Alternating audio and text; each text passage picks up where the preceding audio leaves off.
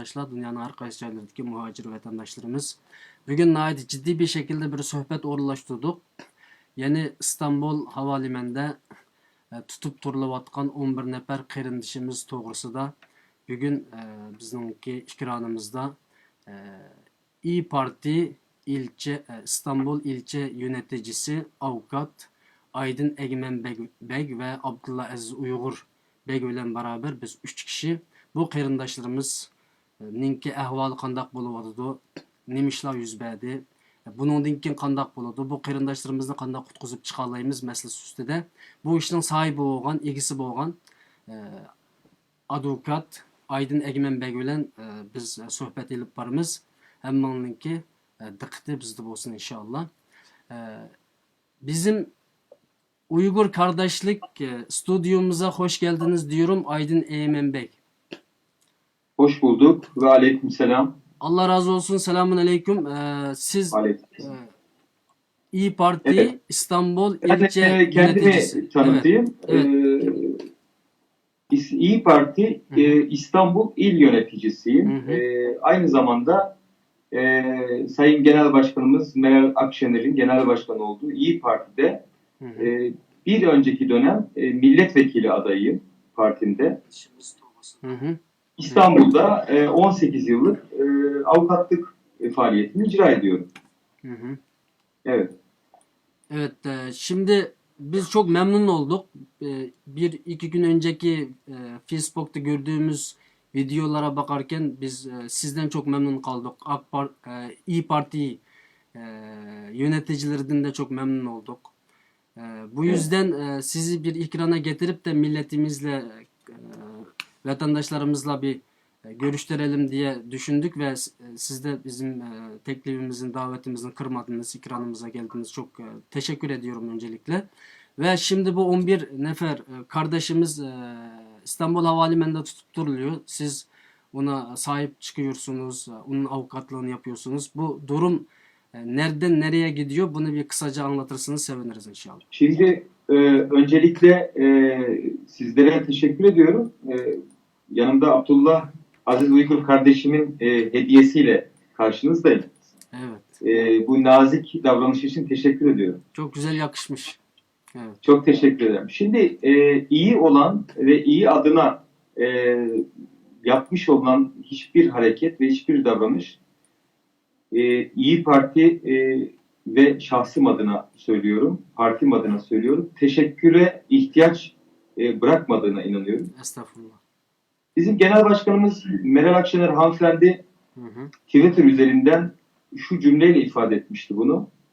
Yeni Boraltan Köprüsü katliam acılarını bir kez daha yaşamamak adına.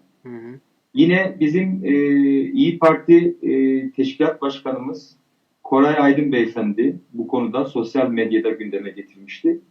Ve nihayetinde İyi Parti İstanbul İl Başkanı Sayın Buğra Kavuncu bu hassas duruma hemen müdahale ederek bütün İstanbul İl Teşkilatlarını çok kısa bir sürede organize ederek olayın olduğu, acıların çekildiği karakol önünde hemen intikal ettik. Tabii ben avukat olmam sebebiyle biraz da adliyede olmam münasebetiyle ben daha önce intikal ettim olay yerine. Ve polis merkezine gittim. Polis arkadaşlarımız gerçekten gayet nazik, kibar, yani aşırı bir dikkat ve özen içerisindeler. Kendimi tanıttım. Evet. Arkadaşlarla hemen görüşme yaptırdılar bana. Bu şekilde bir başladık. Daha ayrıntıya tabii ki girelim eğer sorunuz olursa. Evet, biraz önce dediniz ki orada bir acı, bir zorluk, bir şey içerisinde olan bir durum konusunda başladınız. Yani orada şimdi, biz için bir şey var mı? Yani zor olan bir şeyleri gördünüz mü? Arkadaşlarımız için, yani oradaki olan arkadaşlarımız için yani kolaylaştırmaya çalışan insanlar var. Evet. Yani bunu çok net söyleyebilirim. Yani burası bir Türkiye'de sistemi bilmeyen kişiler için Hı hı. Polis merkezi veya karakol dediğimiz yer sadece mahkemeye sevk edilinceye kadar veya toplama merkezine sevk edilinceye kadar geçici olarak tutulduğu bir birim. Burası da yani maksimum 24 saat, 48 saatlik, şimdi bir olağanüstü hal rejiminden çıktık. Maksimum 4 güne kadar şüpheli olan kişileri tuttukları bir birim. Ama buradaki yaklaşım bu 11 Doğu Türkistanlı Uygur Türk'ü kardeşimizle ilgili yapılan işlem tamamen siyasi başvuruları bekleyen bir işlem. Hukuki bir işlem değil. Ya orada herhangi bir sıkıntı, onlar üzerinde herhangi bir baskı, böyle bir şey asla müşahede etmediğim gibi, aksine her türlü ihtiyacına pervane olan polis arkadaşlarımız var, emniyet görevlileri var. Bu siyasi işlem dediniz ki bu hukuk işlem değil dediniz. Buna biraz açıklık getirelim mi? Yani şimdi bakın ben şöyle izah edeyim. Bu konuda Türkiye'nin öncelikle bir milletler arası anlaşma, biz Avrupa İnsan Hakları Sözleşmesi 13 nolu protokol var. Yani Türkiye'de bizim yasalarımızda Avrupa İnsan Hakları Mahkemesi'nin kararları Türk mahkemeleri için bağlayıcı. Avrupa İnsan Hakları Sözleşmesi yine Türk adli birimleri için bağlayıcı. Biz bunları kabul etmişiz. Ve 13 nolu protokolde 2005 tarihinde ölüm cezasının olduğu ülkelere ölüm cezası kaldırıldı. Yani bizim ülkemizde ve ölüm cezasının olan ülkelere Evet. uyruğu olan kişinin iade edilmemesiyle ilgili de devlet olarak da politikamız var. Yani bu konuda zaten Avrupa Birliği'nin hassasiyetini de gösteriyor Türkiye Cumhuriyeti Devleti. Bizim yapmış olduğumuz başvuru, yani o nedenle siyasi dedim. Evet, Yoksa şu anda Türkiye'de 4,5 milyon üzerinde Suriyeli var. Evet. Suriyeli var ve şu anda yani devletin her türlü imkanlarından yararlanabiliyor. Dolayısıyla bizim partimizin de tabii ki bakışı bu. Bu bir siyasi bir karar. Fakat idari başvuruların sonuçları bekleniyor. Onu biraz sonra izah ederim. Yani ne bekleniyor? Bu arkadaşlar neden hala salınmıyor? Bize verilen bilgileri de paylaşalım sorunuz olursa. Evet. Yani Allah razı olsun. Bu arkadaşlar neden İstanbul Havalimanı'nda tutuklandı? Yani ilk sorun bu olacak. Yani bunun bir nedeni var mı yani? Neden Türkiye'ye sokulmadı direkt olarak? Şimdi tamamen bilgi içerikli bir soru. Ben bu soruyu şöyle cevaplayayım. Şimdi bu arkadaşlarımızın ilk alındıkları yer, yani tutuldukları yer, tutuklandıkları değil, tutuldukları yer, gözlem altına alındıkları yer pasaport noktasının gerisinde. Yani o pasaport noktasını geçememişler zaten. Yani orayı geçtikten sonra eğer tutuklanmış olsaydı biz şöyle bakardık. Evet, ihbar var veya polis tespit etti. Bunun üzerine alındı. Dolayısıyla Türkiye'ye giriş yapacaklarını zaten emniyet birimleri tarafından bilindiğini zaten anlıyoruz olayın gelişme şeklinde. Yani bu birinin ihbarıyla, birinin bildirimiyle yapılmış bir işlem değil. O noktadan öncesi zaten biliniyor. Geleceği an biliniyor. Uçağın ineceği an biliniyor. Bu çok net, yani gözüküyor yani olayda. Evet. Yani normalde orada tutulması gerekiyor yani. Çünkü çok Doğu Türkistanlı arkadaşlar da yanlış anlıyor. Yani neden tutuldu, neden bırakılmıyor, bizim kardeşlerimize neden Türkiye gibi ikinci vatanımız olan bir devletin sahip çıkılması varken de orada tutuklanması, orada hapslere, şeylere atılması bizi çok üzüyor diye bizlere şey geliyor. Yani ihbarlar geliyor, bize şikayet etmemizi talep ediyor arkadaşlar. Çünkü biz de üzülüyoruz. Yani bizim Doğu Türkistan halkının bugün Çin zulmü içinde kaldığımız bugünkü bu dakikalarda Türkiye gibi bize sahip çıkacak, Türkler gibi bizi sevecek, bize her zaman dostluğunu, kardeşliğini bildirecek bir milletin yanına gelinceye kadar burada da neden çekiyoruz diye böyle bir şey var. Yani, şimdi şöyle bakın, bu benim yani ben 18 yıldır İstanbul'da avukatım ama netice itibariyle hepiniz gibi, sizler gibi bir insanım. Ben doğduğum yeri seçemedim. Evet. Yani Yaradan'ın bana layık gördüğü yerde yaşıyorum. Neden Doğu Türkistan'da doğmuş olamaz mıydım? Anne babayı seçemedim. Hı hı. Coğrafyamı seçemiyorum. Doğru. Şimdi bu olay seçemediğimiz fakat Allah'ın, Rabbimizin bize bu dünyada, bu alemde getirdiği yerde bize acaba seçmeyen, yani biz esaret altında olmayan insanlar olarak gördüğümüz, ben inandığımı söylüyorum bütün arkadaşlara, gördüğümüz, duyduğumuz, müşahede ettiğimiz, aklımızda gördüğümüz her şeye, her haksızlığa dur demenin gerektiğini, bir sadece insanlık görevi olduğunu, yani varlık nedeni olduğuna inanıyorum. Evet. Biz bunu samimiyetle söylüyorum. İstanbul Genel Başkanımız Meral Akşener'den alarak İstanbul İl Başkanımız Sayın Buğra Kavuncu da aynı kanaatlerini defalarca dile getirdi. Şimdi biz bunu sadece siyasi bir neden olarak el atılmış bir olay olarak değil, biz kökümüzden gelen hem manevi hem milli duygularımızla hem de insani duygularımızla, o nedenle teşekküre ihtiyaç yok derken bunu çok samimiyetle söylüyorum. Haksızlığın ve hukuksuzluğun her zaman yanında olmazsak bugün sizin yaşadıklarınızı yarın biz yaşarız. O yüzden teşekküre gerek yok. Arkadaşlarımız çok rahat olsunlar. Ben hemen içerideki arkadaşlarıma söz verdim. Evet. Yani onlara da insani olarak şunu sordum. Bir şeye ihtiyacınız var mı? Yattığınız yer, giydiğiniz iç çamaşırlarına kadar herhangi bir ihtiyaçları olup olmadığını sordum. Onları da temin edebilirim de. Yani onda da sıkıntı yok. Biz parti olarak da temin edebiliriz. İnsan olarak da onun gereğini yaparız. Buradaki arkadaşlarımız her şeyden önce sadece Avukat Aydın Egemen olarak bana değil. Yani en azından şunu söyleyebilirim. İyi Parti İstanbul İl Teşkilatı'nın emanetleri. Ben yapmış olduğum müracaatında bakın aynen ifademi şu şekilde devletin en üst birimi İstanbul Valiliği İl Göç İdaresi Müdürlüğü'ne şunu ifade ettim. Aynen okuyorum. İnsani mağduriyetlerin giderilmesi adına 11 Doğu Türkistanlı Türk tebaalı insanımızın şahsımın garantörlüğünde ve kefaletinde serbest bırakılarak geçim, iaşe ve tüm sorumluluğu tamamen şahsımıza, bu konuda talepkar olacak vefalı Türk vatandaşlarına teslim ve tevdi edilerek serbest bırakılmalarını saygılarımızla talep ederiz dedik. Şimdi ben bu dilekçemi teşkilatımda paylaştığımda yüzlerce, binlerce mesaj yağdı. Biz misafir etmek istiyoruz. Biz misafir etmek istiyoruz diye.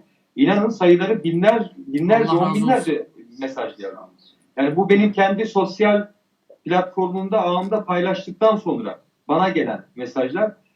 Ve diyorum siz de talepte bulunabilirsiniz. Yani şimdi Türkiye'de gündeme bu konuyu bilen, başka sorunuz varsa bunu burada izah edeyim. Yani bu konu sosyal medyada ne kadar çok duyulursa o kadar çok insanın. Şimdi Allah razı olsun. Evet. Zaten bizim bu medya üzerinde yaptığımız çalışmalar çok zayıf olduğu için biz senelerden beri bu zulmü Türk kardeşlerimize anlatmaya da çok zorluk çektik. Ama şimdiden bir iki seneden beri Doğu Türkistanlıların, Uygur kardeşlerimizin kendi müstakil medyaları ortaya çıktı ve bu medyalar sayesinde biz Türklerin, yani Türkiye Türklerinin Doğu Türkistanlılara nasıl sahip çıktığını görüyoruz, biliyoruz.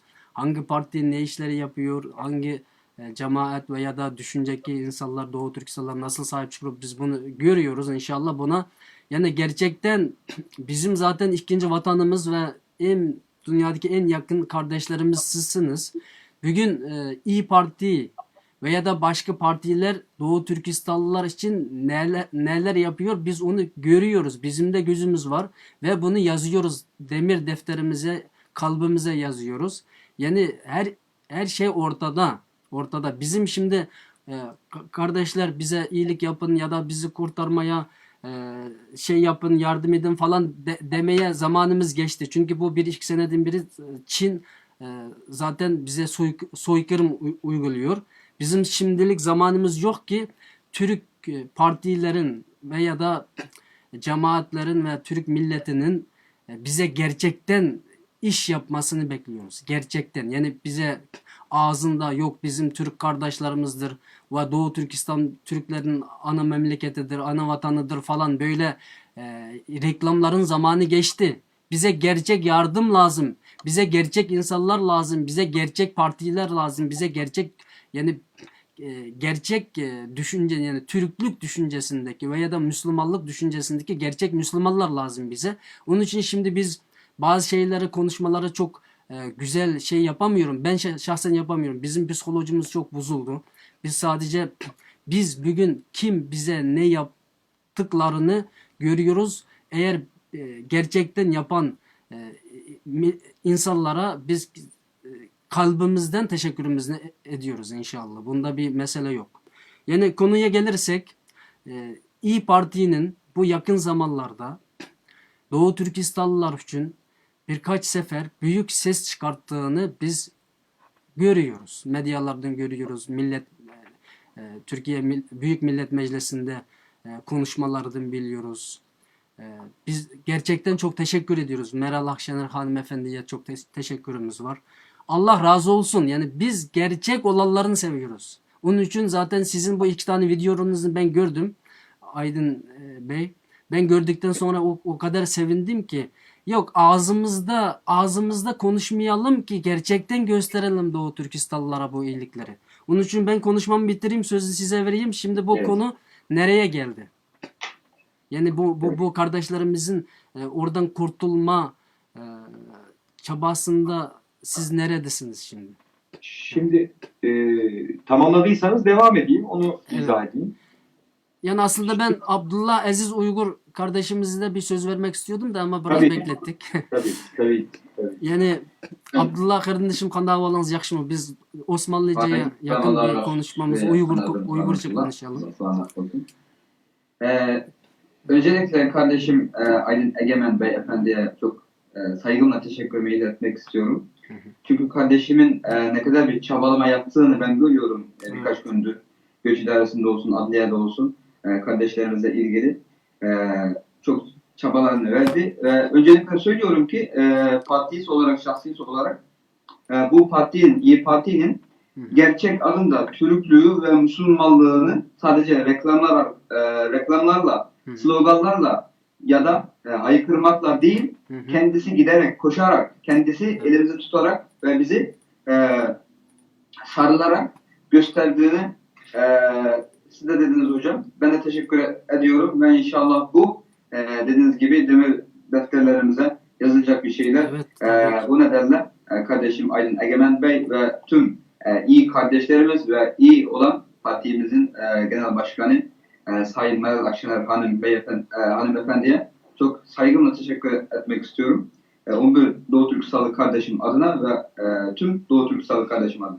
Yani Uygurca biraz bu vakti bir izah etmek bu kardeşlerimizdeki kergellik haberi şu günüsü, onu Allah günüsü akşamüsü bizdeki kergen.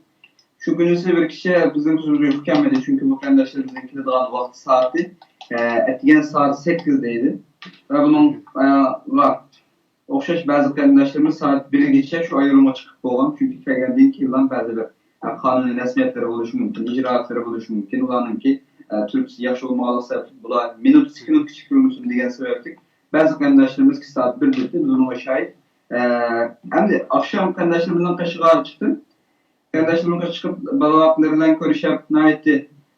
Yaxşı bir muamele kardeşlerimiz. Bunun ben bir sözler öte. Sakçıkhan'daki Sakçı kardeşlerimizin muamelesi mi? İntayın bir güzel bir şekilde nahayet yaşıyor kardeşlerimiz. Anladınız?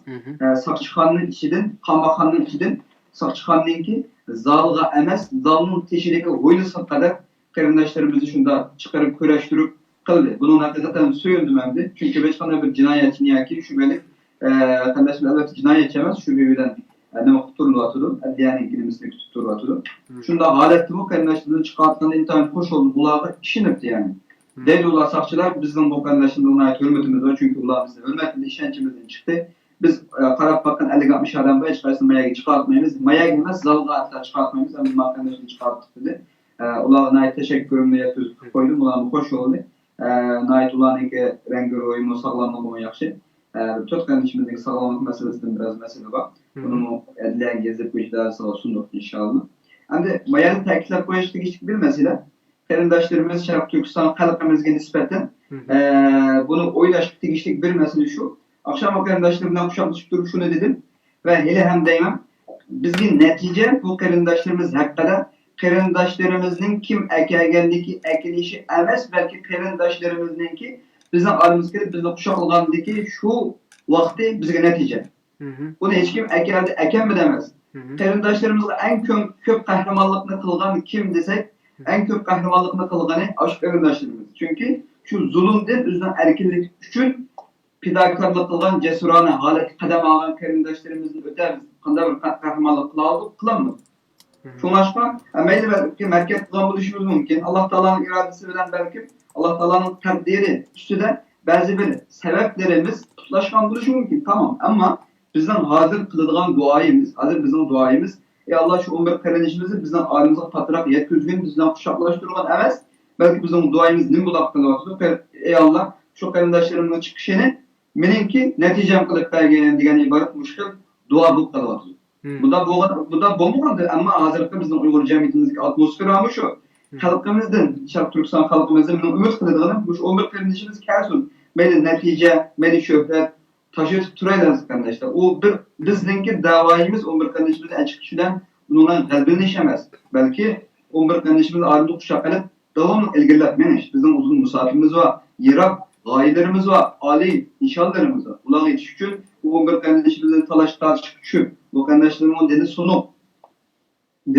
Şuradaki yukarıda fitneler, ya karakal igvala ve ya karakal cengi cidel maceralarını bunlar anlayıp konu yakın şu teselli bir koydum. Bize çıkan şan şöhret ya ki onda silahını açık olduk diyen ibaret bunda bir temenna, kibirlik bilen biz hoş olmayımız fakat aramızdaki dalına kuşaklaydı şu vakti biz hoşallığımız şu vakti buluduk kalbimizden ki şu vakti bulgalık ifadeyimiz dedik. Onun için kardeşimiz Egemen Bey'den mi devamlı müşahit paranlaşıp bilgilerini turu atıyoruz inşallah ve kardeşlerimizdeki, üç kardeşimizdeki ailesi bir yerde ve balıları var. Şimdi birkaç yıldan bu yan kardeşlerimizdeki maddi olsun, manevi olsun, teminatları bazı kardeşlerimiz tarafından teminlengen buluşu mümkün, bazı tarafından teminlenmeyen buluşu mümkün. Bu şalette bu kardeşlerimizin balılarına ki tayin ruhiye sunup, sonuçta balılarına teselli verip koyayla da Şarkı Türkistan halkıga sunumen hayatın koşulları buluşu mümkün, dostları, yarenleri buluşu mümkün, Allah'a teselli verip inşallah hemimiz kol kolçu dua kılaydı ki duayımız 11 kardeşimiz ağrımız gelsin, bizden kuşaklasın diyen halette olsun. İnşallah devamlı bu şartlarda bilen help bir vaktimiz avukat kardeşimiz bu şu bir dokular sundu. Bu dokular acayip puhtaletli sunulan bir dokular. Ben Facebook sayfamı çıkarıp koydum. Bu Türkiye'ninki asası kanunları ve şu an asker kılan halette elif verilen bir dokular bu. Bayan kardeşimiz sözler öterk etti. Bunun da en mühim doğan bir şey nokta varken ben bunu böyle üstüne demek bu arkadaşlara düşünüşlük olsun için. Türkiye hükümetininki asası kanununda Avrupa Birleşmesi'ninki insan hak hukukları kanunlarına bağlı halette icraatlı sayılan bir maddesi var. Anayasasında. Bu maddesi de deydi ki ölüm cezası bilindigen ve birliğattan devletlerge herkandak bir cinayetçini ya ki şüpheli kişilerini kayıtılması deydiğen bir maddesi var. Şu maddenin bu yak asker tuturup ve ahırda en ahır doklatın en ahırda yazılan en mühim yeni bir nokta var.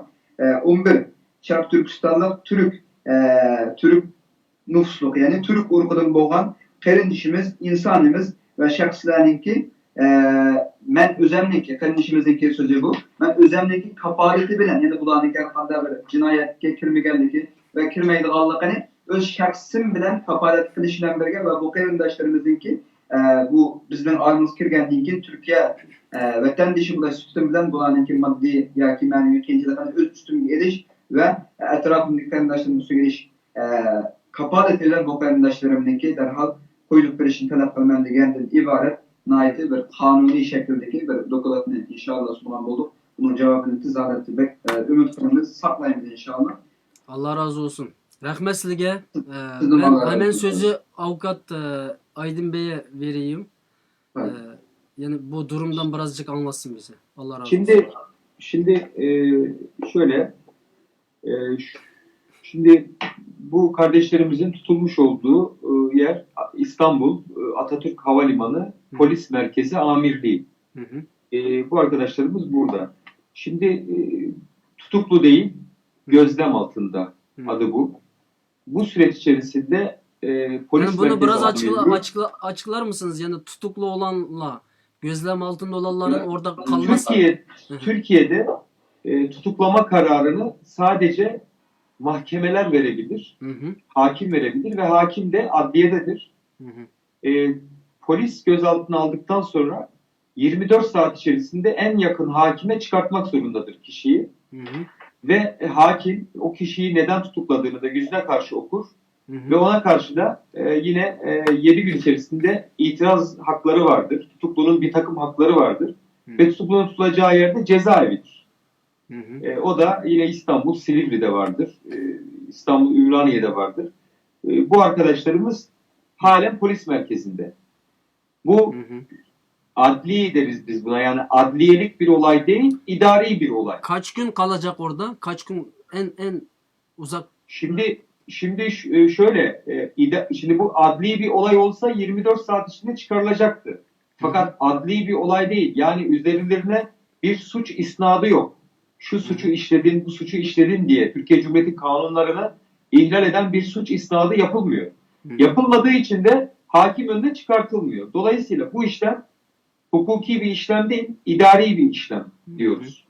Yani adli bir işlem değil, idari işlemden kastettiğimiz idareler arasında, yani idare bakanlıklar arasında Anladım.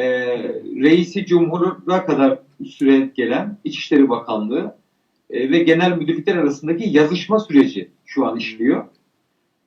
Şimdi Polis Merkezi Amirliği bunu İstanbul Valiliğine soruyor.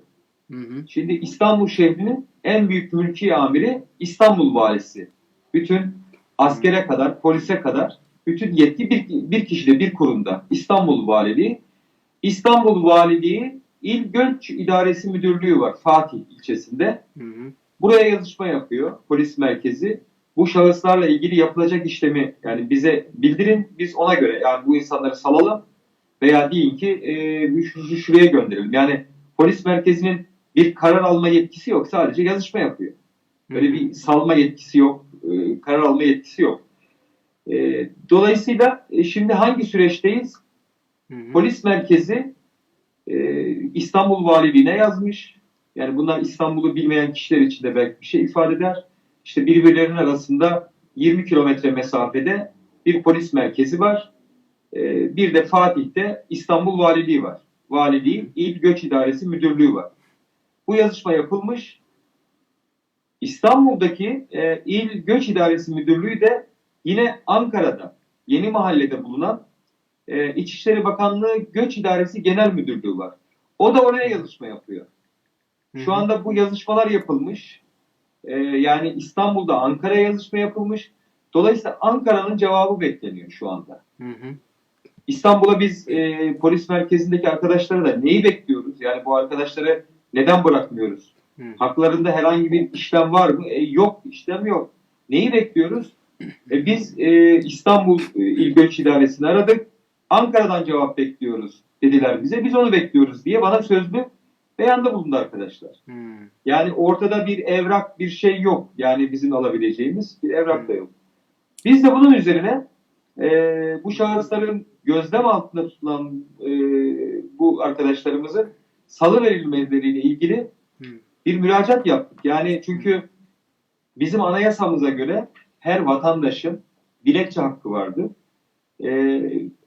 Her vatandaş talep etme hakkına sahiptir. Yanlış da olabilir, yanlış yere de verebilir ama dilekçeyle talep etme hakkına sahip. Ben bu müracaatında şahsi olarak yaptım. Ve görüşmüş olduğum 3 tane arkadaşımız vardı. Onların isimlerini belirterek onların adına da yaptım bu müracaatı. Tabii bu müracaatı çok da engelle karşılaştık. Onları da biraz izah etmek gerekir. Şimdi bu kardeşlerimizin bende avukat temsil vekaletnamesi yok. Hı hı. Vekaletname olmadığı için dilekçeyi almak istemediler. Hı. Çünkü vekaletname bizde bilmiyorum sizin ülkenizde nasıl ama noterlik kurumu var. Noteri gönderiyorsunuz. Hı hı. Noter o kişinin kimliğini tespit ediyor. Bu arkadaşlarımızın kimlik belgeleri yanlarında var. Değil mi Abdullah Aziz kardeşim? Yanlarında. Neden öyle oldu? Yani biz normalde Çin'de kanun çalışmıyor. Onun için biz öyle kağıt kürek işlerinde çok bilemiyoruz. Yani Çin'de her Evet. şey siyaset olarak yapılıyor. Yani Çin yönetimi ne yapmak isterse öyle yapıyor. Yani kanun, kağıt, advokat falan. Şimdi Biz sizi ben temsil edebilmem için siz Hı. en yakın konsolosluğa gidiyorsunuz. İstanbul'daki benim kimlik bilgilerimi verip ben onu avukat olarak atadım Hı. diye bir yazılı doküman hazırlıyorsunuz ve onu bana gönderiyorsunuz. Evet. Şimdi gözlem altındaki arkadaşlarımızın elinde böyle bir dokümanı yok. Yani vekaletnamesi yok. Biz çok hızlı geliştiği için ama ben bu hafta içerisinde bir noter gönderip en azından içlerinden biri için böyle bir vekaletnamalık biri için işlem başlatmayı planladım. Hı hı. Dolayısıyla bu dilekçemiz vekaletname olmadığından alınamayacağı engeliyle karşılaşıldı ama ben dilekçemi yine İl Göç İdaresi Müdürlüğü'nün bir başka birimine verdim. Kayıt numarasını aldım. Hı hı. Şimdi bana yazılı olarak ya bu şahısların salınacağını ya da salınmayacağını ya da şunu da diyebilirler. Sizin temsil yetkiniz yok, vekaletiniz yok. O yüzden size cevap veremiyoruz diyebilir. Hı hı. Bu konuda partimi de bilgilendirdim. Partime de bu yazışmamı gönderdim. Hı hı. Yani İstanbul'da şu anda 39 ilçemizin bütün teşkilatlarında bu başvurumuz var. Tahmin ediyorum o arkadaşlar da kişisel olarak da talep edebilirler. Ben kendim özellikle belirttim ki diğer bu konuda duyarlı arkadaşlar görsün. Kişisel kefalet dahi olmaya hazırız. Yani hukuki olarak bu mümkün mü? İdari tasarruftur, mümkün olabilir. Bu müracaatımızı yaptık. Şimdi yapılması gereken yol şu. Bu müracaatımızı yaptık. Bize olumsuz bir karar verildiği takdirde biz idare mahkemesi yani devletin bakanlığı dava ettiğimiz bir mahkememiz var. Biz buna idare mahkemesi diyoruz. Yine İstanbul'da, yine bu arkadaşlarımızın gözlem altında olduğu yere 10 kilometre mesafede İstanbul'da. Bu mahkemede bu kardeşlerimizle ilgili sınır dışı edilmeme ve salı verilmesiyle ilgili tedbir kararı, tedbiren salı verilmeleriyle ilgili karar talep ediyoruz. Böyle bir dava açılması gerekecek. Şu anda bir dava yok. İdareye başvuru yaptık. Bu arkadaşlarımız salınsın. Buna dayanak olarak da biraz önce de sohbetimin başında da söyledim. Avrupa İnsan Hakları Sözleşmesi 13 nolu protokolde biraz önce kardeşimize bahsetti. Bu protokolün yani bilgi önemlidir. Yani ben madde atıfı da yapayım. Belki arkadaşlarımız bunu inceleyebilirler. Madde 1 ölüm cezasının kaldırılması. Zaten bu protokolün dayanağı bu. Ölüm cezası kaldırılmıştır. Hiç kimse bu cezaya çarptırılamaz ve idam edilemez. Türkiye bu 13 nolu protokolü tanımıştır, kabul etmiştir. Dolayısıyla bu protokole aykırı bir karar alamaz. Yani hukuki olarak veya siyasi olarak alamaz. Bizim dayanak noktamız burası ve bu konuda da Avrupa İnsan Hakları Mahkemesi'nin de kararları var. Emsal kararları da var. Bunları da sunduk. Yani dilekçemizin dayanakları Türk hukuk sistemine uygun, taleplerimiz uygun, karşılık bulacağına inanıyoruz ve devamını ve takibini yapacağız. Evet. Evet, şimdi ondan başka Uygur kardeşlerimiz var mı orada tutuklu olan? Ondan bir haberiniz var mı? O polis merkezinde başka yok. Benim bildiğim, ben içerideki arkadaşlara sordum. Onlar 11 kişi olduklarını söylediler. Onların verdiği bilgi bu şekilde bana.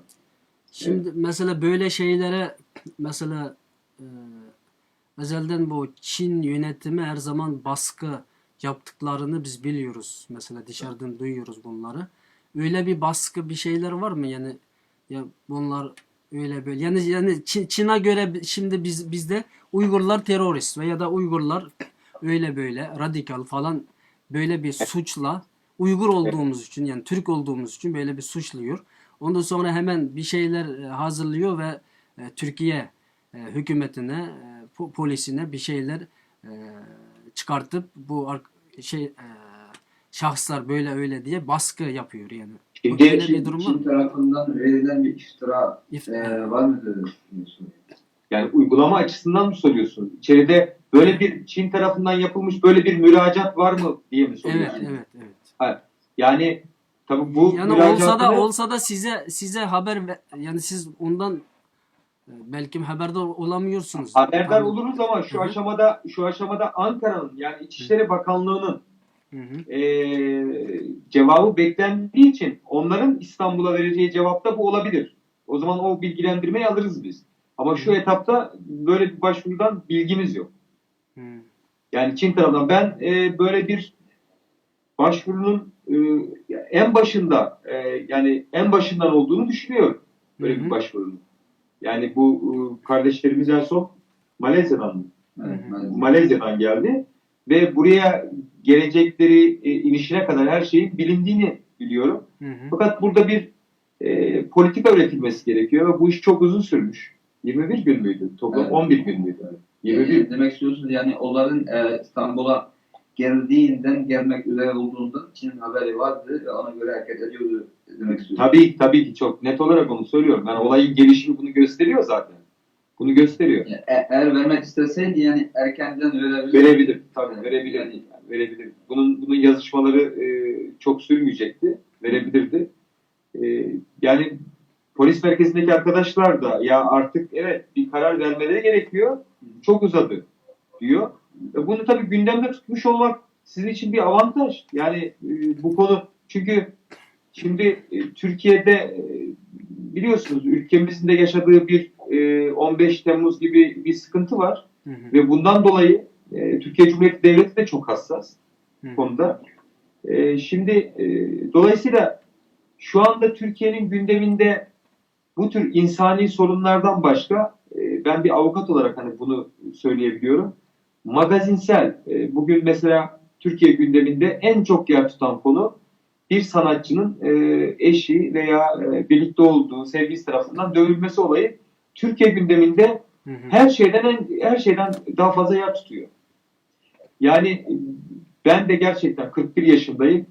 Yani bir damla gözyaşının her şeyin önünde olduğuna inanıyorum. Buna kalpten söylüyorum. O yüzden de teşekküre ihtiyaç yok derken bunu söylüyorum.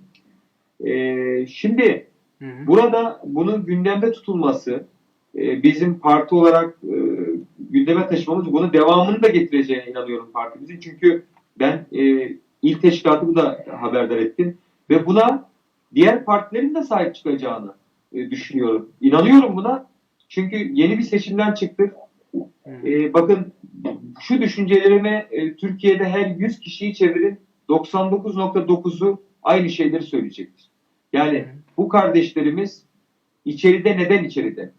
Bu kadar Suriyeli, 4,5 milyon Suriyeli kimlik ve kayıtları yani çok düzenli denetlenmeksizin. Şimdi burada çok isnafta da bulunmak istemiyorum.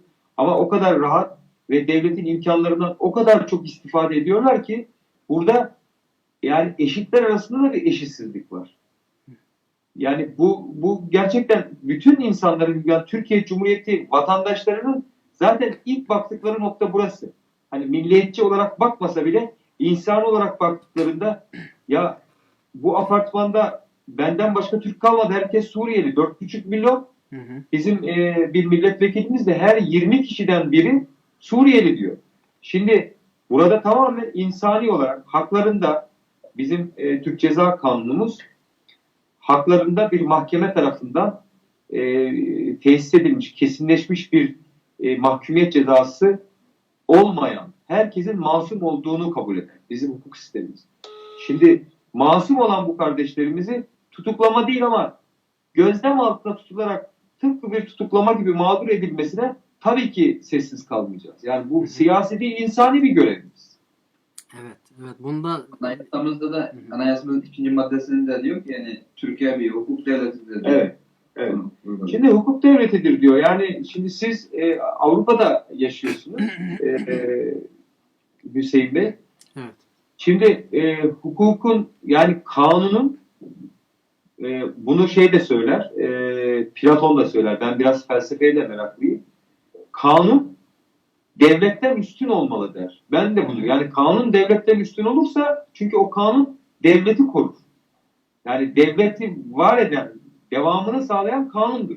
Şimdi anayasanın 2. maddesinde evet doğru hukuk devleti ise biz hukuk devletinin gereklerini çalıştırmamız gerekiyor. Bunun gerekleri içinde biz müracaatımızı yaptık ve eminim benim gibi onlarca kişi de, yani siyasi bir temsili olsun veya olmasın, onlarca kişi bu müracaatı yapabilirler. Göç idaresi orada gidip dilekçe verebilirler. Onu ifade etmeye çalıştım.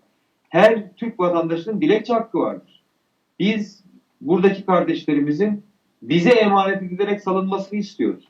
Bakın bu çok ses getirir Türkiye'de. Onlarca kişi dilekçe verir. Yani bu konuda yani emniyet teşkilatındaki arkadaşlar da yani nezaketleri, yaklaşımları son derece yani takdire şayan. Burada herhangi bir sıkıntı yok yani arkadaşlarımızla ilgili ama tabii ki bulundukları koşullar Şimdi kabul edilemez. bununla ilgili birkaç cümleler bulunayım mı? Çok Tabii, önemli bir tabii. şeyle Buyurun. konuştunuz.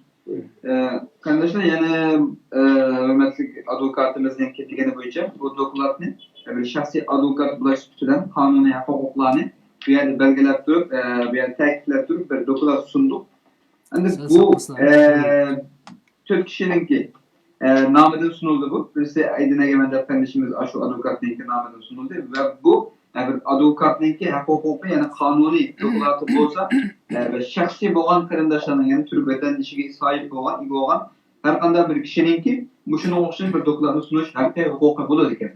Bu hakkı hukukta 11 kardeşimizin meselesini gün tertip edildi. Türk bu karındaşlarımızdaki ne için tutulma hakkında yani tutulma işliğine mesela cinayet şekilde tutuluşamaz belki küçük şekilde tutulmak için bu kardeşlerimiz hakkında sual soraş ve Türkiye devleti bunu yetkiliş hak hukuku kanuni şekilde bulunurken bu advokatın ki yolluğunu hak hukuk dairesinde biraz üstündeki dokulat bozma ama vatandaşların ki yani bu şu şekilde yani bunun da alakalı hak hukuk dairesinde bulunması yani bu şekilde dokulatlarını sunalayılan bir hak hukuka bakken sonuçta kardeşlerinin şu bir kardeşimiz hakkında vatandaş olan kardeşlerinin şunu kolun işini ümit kılıyorum. Allah razı olsun. Allah Şimdi ben mesela izleyen arkadaşlara yani şu fikri söyleyeyim. Bakın ifade ettim. Biz Avrupa İnsan Hakları Mahkemesi'nin ne müracaat hakkımız vardır bizim yine bireysel olarak. Bu hak da tanınmıştır. Avrupa'daki veya Türkiye'deki her kardeşimiz yani her vatandaş olsun veya olmasın Avrupa İnsan Hakları Mahkemesi'ne bu konuyla ilgili müracaat edebilirler ve Avrupa İnsan Hakları Mahkemesi'nin müracaat prosedürü çok basittir. Bugün internetten Avrupa İnsan Hakları Mahkemesi başvuru dediğinizde dahi çok net çıkar. Hangi dilde yazarsanız yazın. Tamamen ücretsiz, kendi dilinde ve posta kanalıyla gönderebileceği müracaatlar yapabilirler. Yani burada siz bu arkadaşların isimlerini yazıp siz de Avrupa. Şimdi ben burada bir herhalde internetimiz dondu. İnsan Hakları Mahkemesi bunun tam işlemediğine bizim internetimiz biraz donuyor.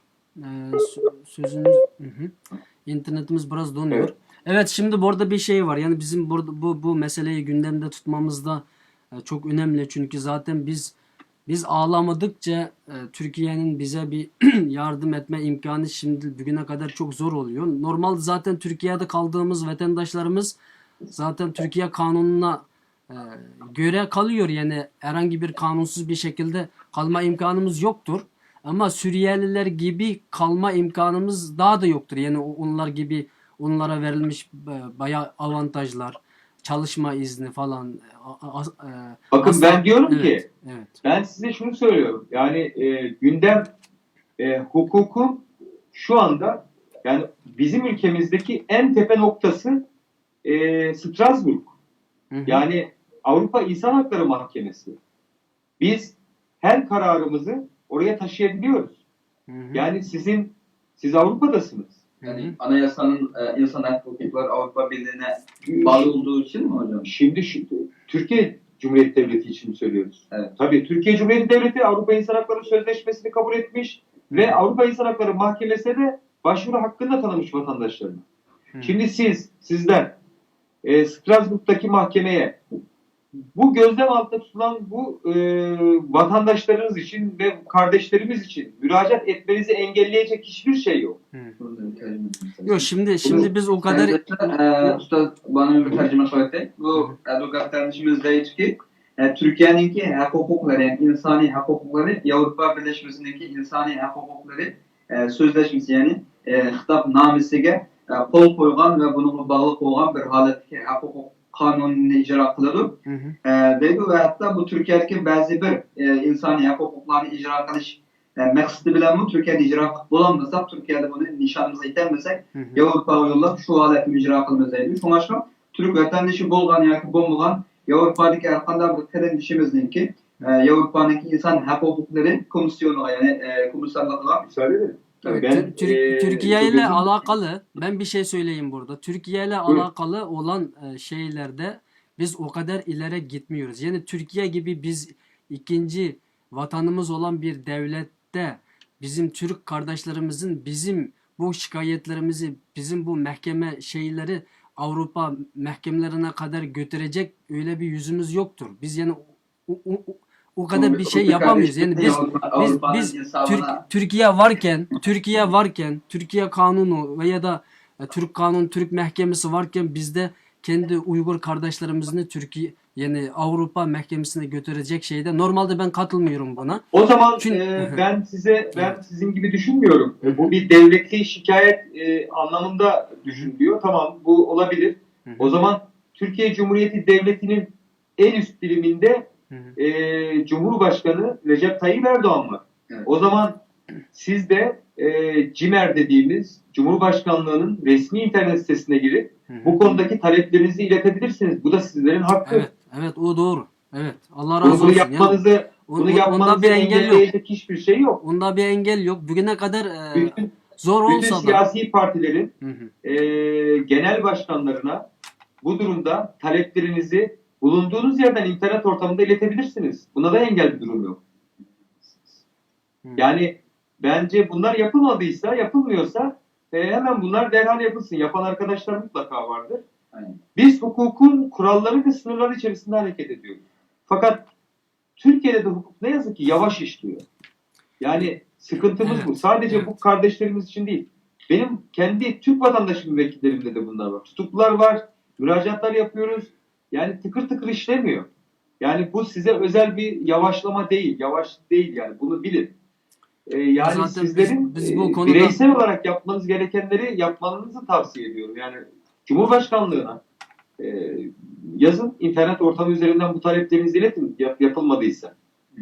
Evet. Allah razı olsun. Yani biz bugüne kadar Avrupa İnsan Hakları Mahkemesi falan onun gibi yerlere Uygurlar konusunda Türkiye üzerinden herhangi bir şikayet veya da bir mahkeme götürecek bir şey yapmadık. Çünkü biz zorluk çeksek de biz Türkiye biz için o kadar önemli. Türkler biz için o kadar önemli bir kardeşlerimiz ki bizim şimdiye kadar bizim bu kardeşlerimizin konusunu Avrupa Mahkemesi'ne götürecek bir şeyimiz yoktur şimdilik. Evet. Avrupa İnsan Hakları Mahkemesi'ne aslında götürülmüş bir şey var. Uygur Türkleri ile ilgili. Ben o kararı bulmuştum. Türkiye üzerinden mi? Türkiye üzerinden değil. Türkiye üzerinden değildi. Fakat o karar da var. Başka konularda bizim çok şeylerimiz var. Yani bizim bu Avrupa İnsan Mahkemeleri de mesela bu Çin yöneticilerini de veriyoruz. Evet. Onun gibi şeyler çok var. Yani ama yani Türkiye'de hapishanede olsun veya da Türk tutuklu kardeşlerim herhangi bir kardeşimiz üzerinden Avrupa'ya herhangi bir şeyi biz götürmedik. Yani biz öyle bir Avrupa İnsan Hakları'na mahkemesine müracaat formunda bir bölüm var. Şikayet ettiğiniz devlet diye bir bölüm var. Neticede Türkiye Cumhuriyeti Devleti'ni şikayet etmiş oluyorsunuz. Yani sizin düşünceniz de aslında çok isabetli yerinde. Fakat tabii ki yani bu kadar vatandaş bu kadar arkadaş hepsini böyle mi düşünür? Biz şimdi yani ben yapardık. Biz şimdi yüzlerce, onlarca, binlerce kardeşimiz Türkiye'de kalırken, orada yaşarken, orada ikamet veriyor, orada bizim yaşamımız. şükürsüzlük bakın, yapıyoruz. Tamam mı? bakın. Geldik bize çok sahip çıkıyorlar ve yine de sahip çıkıyor. Evet. Ve sonuna kadar sahip çıkıyor diyebilirim. Çünkü burası bizim ikinci bir vatanımız. İnşallah bu vatan için Evet. biz de canımızı feda ederiz. Gideriz Evet, inşallah. evet. Benim Onun demek için yani istediğim herhangi bu. bir Yani. şikayette Evet. bulunmuyoruz yani. Tabii ben hayır bulunmak anlamında değil, hakların hatırlatılması noktasında Evet. söyledim yani bunu. Siz de haklısınız Tabii, ama tabii. bizim Doğu Türkistan Tabii. kardeşlerimiz de Eğer öyle herhangi bir böyle bir amaca gitmesin diye. Ya ben öyle meslek olarak bir avukat şey olduğum yapsaydık şimdi 1000 tane şikayetimiz var. 1000 tane. Evet. Biz ondan bir tane de yapmadık çünkü Ben- şimdi de ben asla yüzlerce arkadaşımız Türk hapishanelerde vardır. Yani bu biz onu da söyleyebiliriz. Yani bugün Türkiye hapishanesinde Uygur, Doğu Türkistan'dan gelen yüzlerce kardeşimiz Türk hapishanesinde yıllardan beri kalıyor. Çinlerin baskısı da olabilir, Çinlerin iftirasında olabilir. Her türlü şeyler sebebiyle hapishanede kalıyor. Biz bir tanesini Avrupa İnsan Mahkemesi'ne götürmedik. Çünkü Türkiye bizim ikinci vatanımızdır. Türkler bizim en yakın kardeşlerimizdir. Biz Türkiye'de bizim kardeşlerimiz tutuklu veya da hapiste diye Türkiye yani Avrupa İnsan Mahkemesi'ne gidecek kadar o kadar vicdansız değiliz. Yani biz onu bu manevi yönden bakıyoruz yani. Yani Evet. her şeyi Hocam, ben de ifade edeyim. Yani ben burada mesleki olarak avukat olduğum için eğitici bilgilendirme amacıyla söyledim. Yoksa Türkiye Cumhuriyeti Devleti'nin en alt seviyedeki memurdan en üstüne kadar biraz önce anlattım. Ne kadar yardımsever ve pervane olduklarını zaten anlattım. Böyle bir durum söz konusu değil zaten. Burada şu olabilir.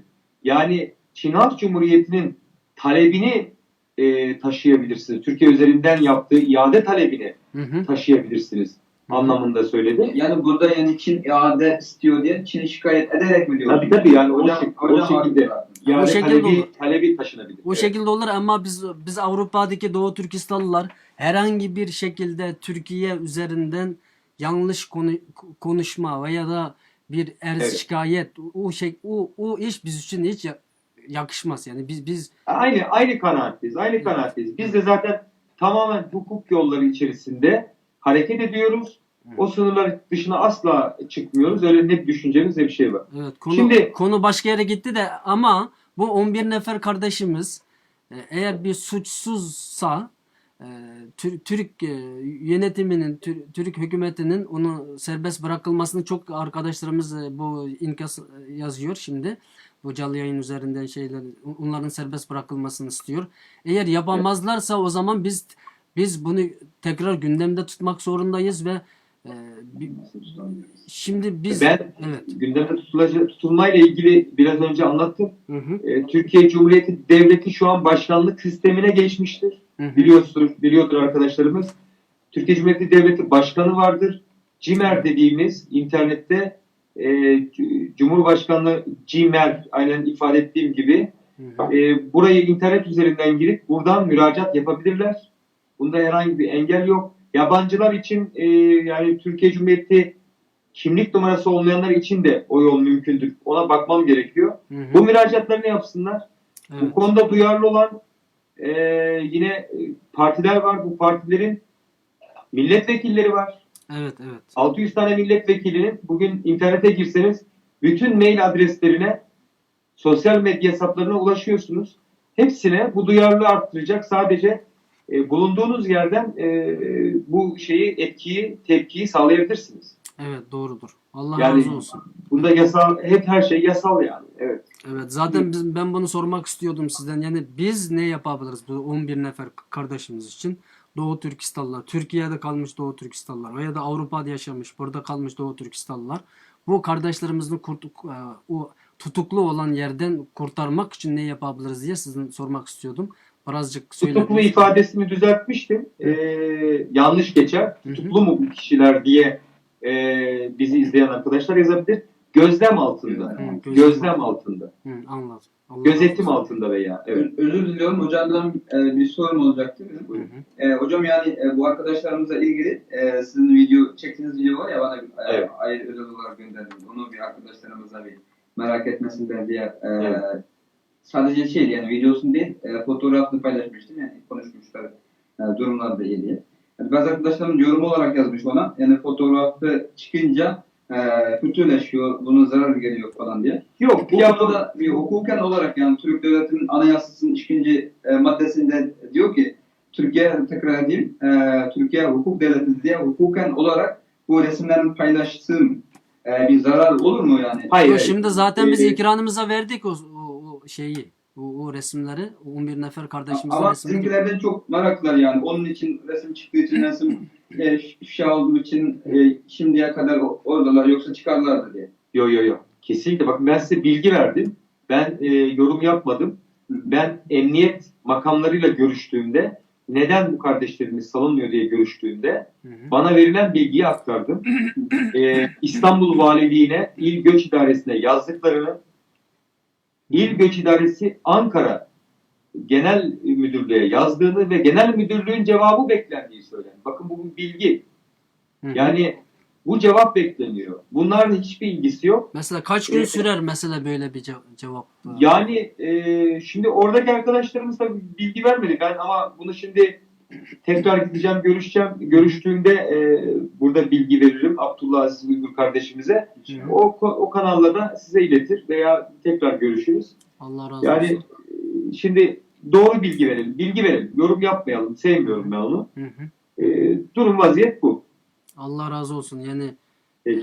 bu gösterdiğiniz çabalar için biz çok teşekkür ediyoruz. Hiçbir unutmayız. Çünkü biz şimdi o kadar mazlum olan bir halkız ki bir kimse bize şimdi bir bardak su verirse biz onu hayatta unutmayız. Yani biz bugün yok edilmek üzere olan bir milletiz. Onun için İyi Parti olsun, AK Parti olsun, Milliyetçi Hareket Partisi olsun, kimse sizin gibi advokat kardeşlerimiz, fidakar olan, sorması ayıp ama bu ekonomi konusunda nasıl olduğunu ben bilmiyorum. Yani oradaki arkadaşlar için yani Evet. onların belirli bir para şeyi. Yok.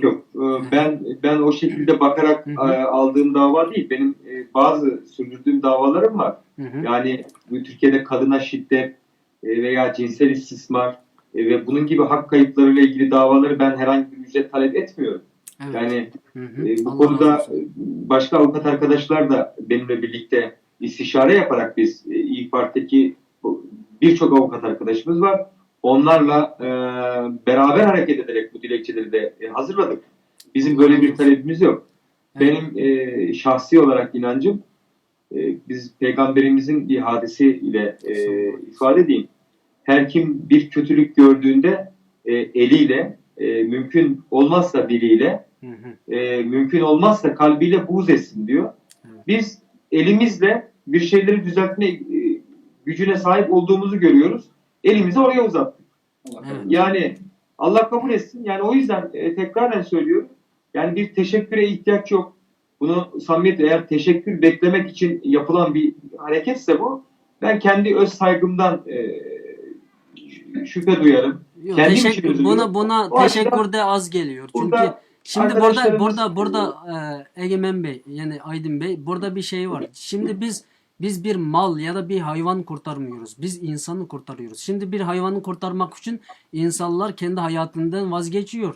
Yani kendi hayatını ortaya atıyorlar. Biz şimdi bir insan kurtarıyoruz. Şimdi bu 11 tane arkadaşın ailesi var, çocukları var. Ee, Mesela dışarıda kalmış çocuklar var. Onlar o kadar bu özgürlüğünü istiyor ki. Onun için biz bu ekrandayız. Bu da bir teşekkür etmekle bitecek bir iş değil. Bu Doğu Türkistanlı 35 milyon halkının yiğitlerini, erkeklerini kurtarmak operasyonu şeyisi bu. Mesela yani bir millet, bir insanı kurtarmak tüm insanları kurtarmakla beraberdir, değil mi? Biliyorsunuz. tabii. Yani biz burada 11 nefer kardeşimiz için şimdilik bu konumuz 11 nefere takıldı. Çünkü yüzlerce Evet. insan var. Veya da Türk halkı için, Türk milleti için, Türk devleti için 35 milyon Uygur Türk'ü orada kurtarmasını bekliyor. Ama biz Evet. burada 11 nefer için çalışıyor. Yani birden geliyoruz. Doğru mu? Tabii. Evet. Tabii. Onun için biz size sadece teşekkür meselesi değil. Bu tarihe yazılacak. Ben burada biraz önce bir şey konuştum. Biz şaka yapmıyoruz. Biz burada onun da zaman yok şimdi. Çünkü insanlar ölüyor orada.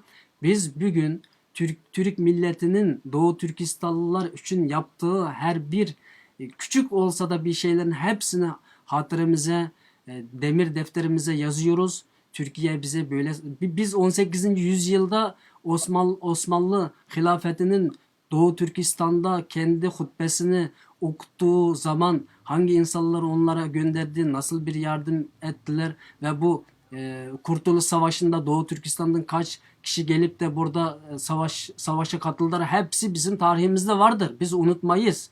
Biz bugün İyi Parti'nin ve de başka partiler olsun Doğu Türkistan için yaptığı herhangi bir çalışmaları biz defterimize yazıyoruz. Yani bunu unutmayın yani. Allah razı olsun. Allah sizden hepimizden razı olsun. Allah kabul etsin. Çok teşekkür ediyorum. Çok memnun oldum.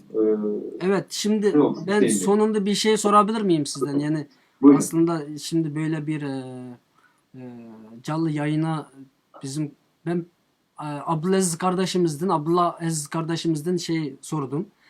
Başka İyi Parti'nin olan kardeşlerimizin de ekrana getirebiliriz falan dedim ama onlar çok çalışma şeysi yoğun olduğu için bugüne kadar bizim Doğu Türkistan stüdyosuna veya da bizim medyalarımıza Türk kardeşlerimizin çıkması biraz zor oluyor.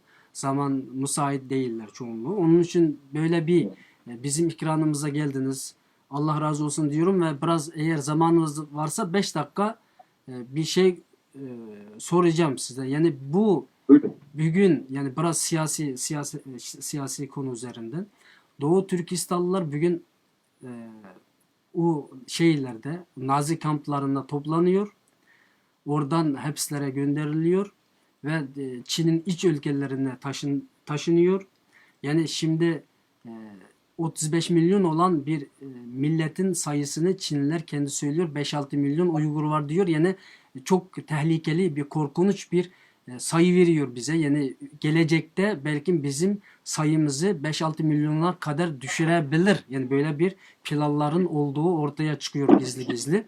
Yani şimdi biz bugünkü konumuz 11 nefer kardeşimiz için. Ama orada millet gerçekten bugün tüm dünyaya açık bir şekilde orada zulüm olduğunu görüyor ki Türk milletinin bize destek çıktıklarını çok zayıf görüyoruz. Şahsen ben zayıf görüyorum. Yani bugün Avrupa'da ben Amsterdam'da kalıyorum. Yürüyüşlerimiz düzenleniyor. Hollanda hükümetinden bizi çağırıyorlar. Şeye gidiyoruz. Meclislere gidiyoruz. Biz sizler için ne yapabiliriz diye bizden soruyor. Ama bugün Türkiye'de iktidarda olan parti olsun veya da iktidarda olmayan muhalif partiler olsun.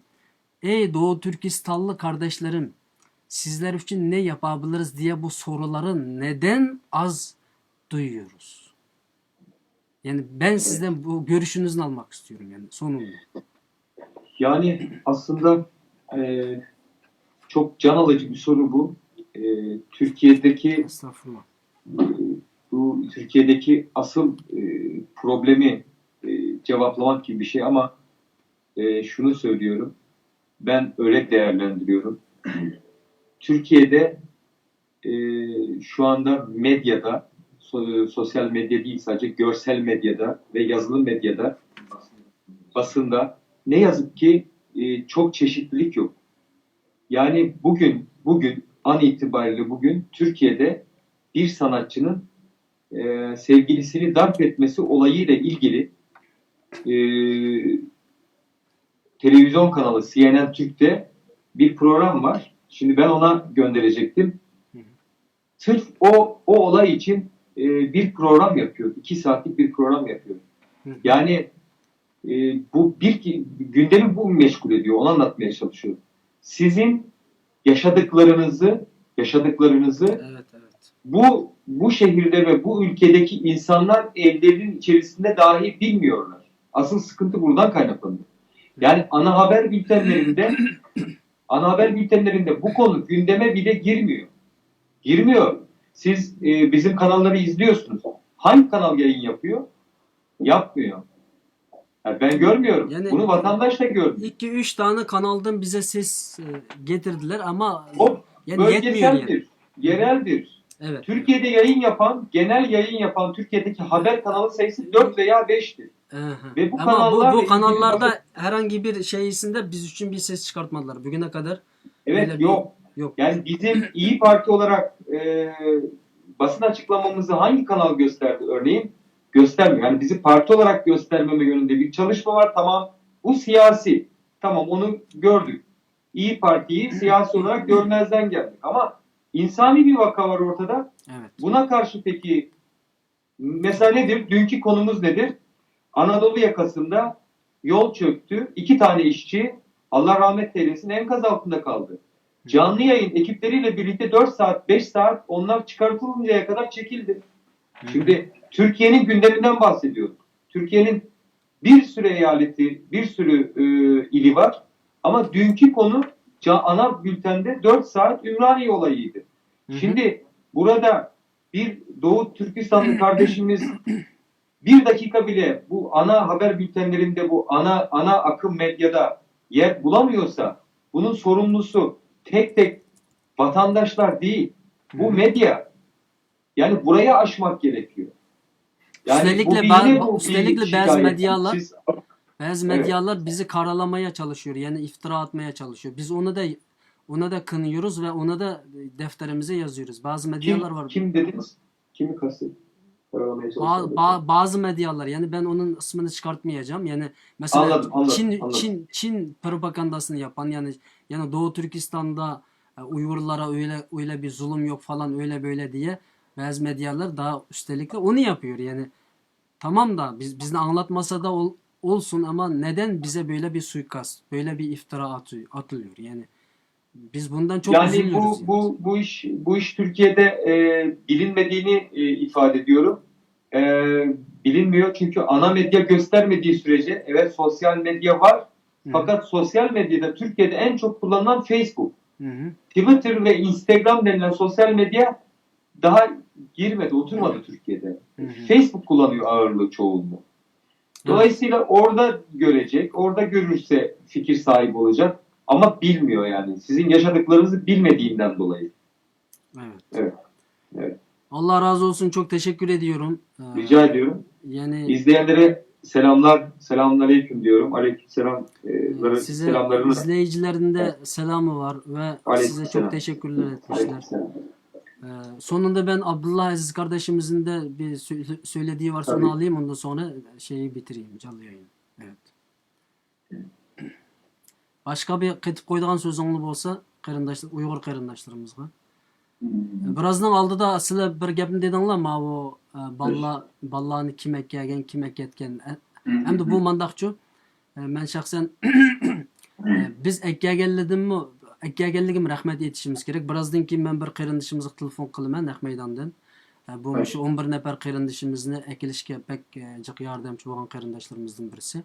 Yani ekkaganligim rahmat etimiz, sizdek bu ishni ching tutib, İYİ Parti bilan ya da bu Aydınbek bilan keç gündüz irtibatda bo'lib, ash qarindoshlarimizni qutuldirish uchun çaba göstergen qarindoshlarımizga rahmat etime.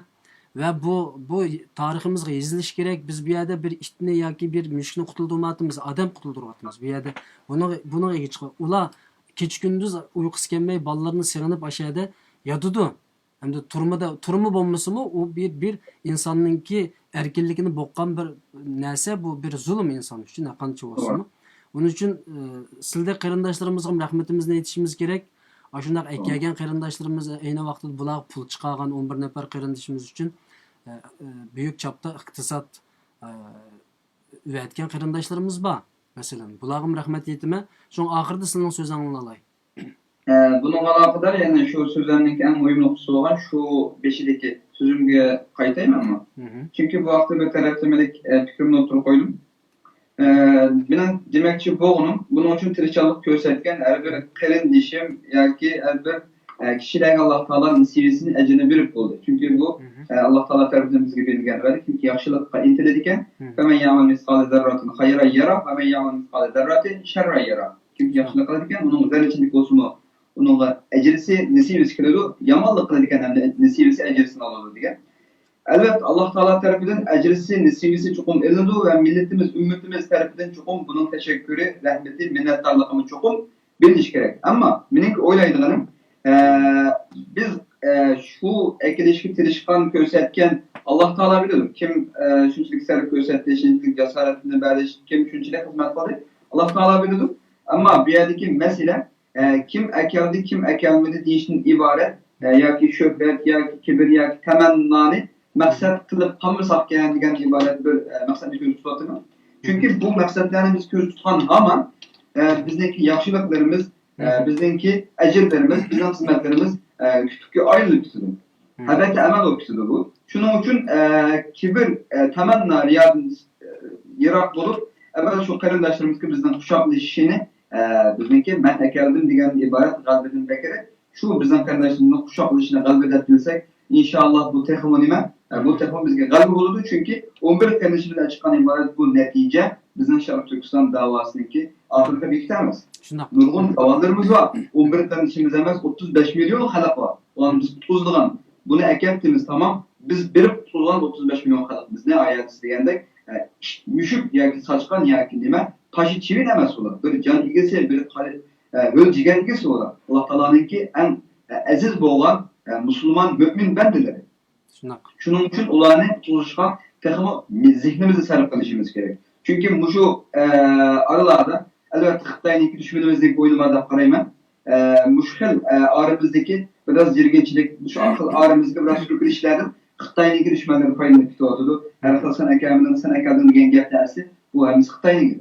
Bu kelsi kimga kelmoqchi? Bu akalas kimga kelmoqchi? Albatta Uyg'urlar Sharq Turkistonlikqa. Tunash bu tartışılan mesele emas, belki bizdeki diqqat itibarimizni texmo kinki nishonlarimizga, g'oyamizga yetkazishga to'sqinlik qilayotgan Xitoyninki g'olchilari, Xitoyninki yaloqchilari bu oramizni foydalanyapti. Demak, bunga biz texmo o'rin bermasdan texmo oldi ilgilishimiz va akilish kuch chiqargan bütün qarindoshlarımga Alloh taoladan ajr azim so'rayman. Yana bu yerda askar tutpash tegishli bir masala. Akilish akamazga to'g'riliq bir savol chiqib qoldi. Bu siyasi xizmatda yoki Sharq Turkiston davosida meni ko'p his qilgan bilgan ishlarimdan biri.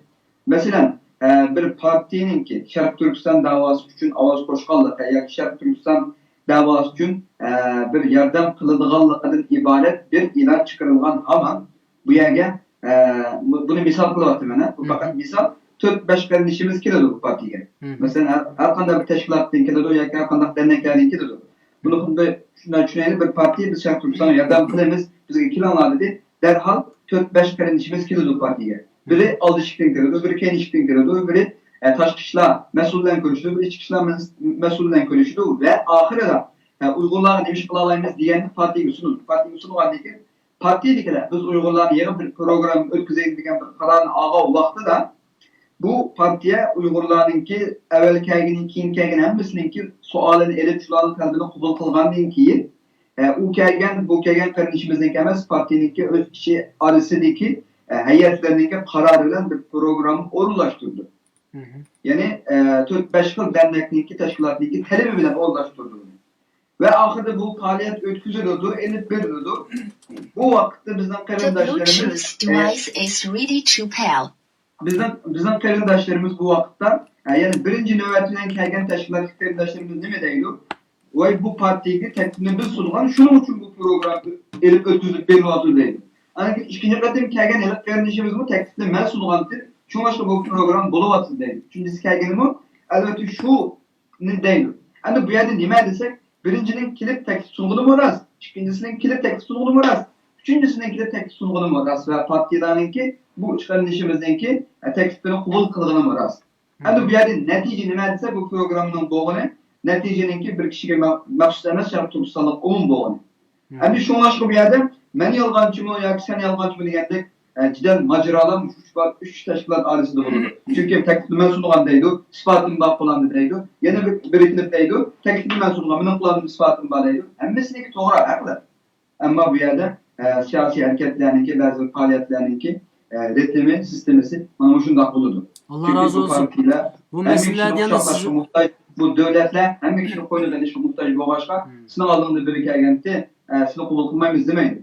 Hatta sizning oldingizda biri kelgan demasdan hammasini qabul qilyapti va biz bu yerda psixologik bir xato tushunchaga erishib, shu tashkilotning kelgan odamlar, yaqin yo'riqlari bularning ajr qilganini biladi, ikkinchi bir tashkilotniki.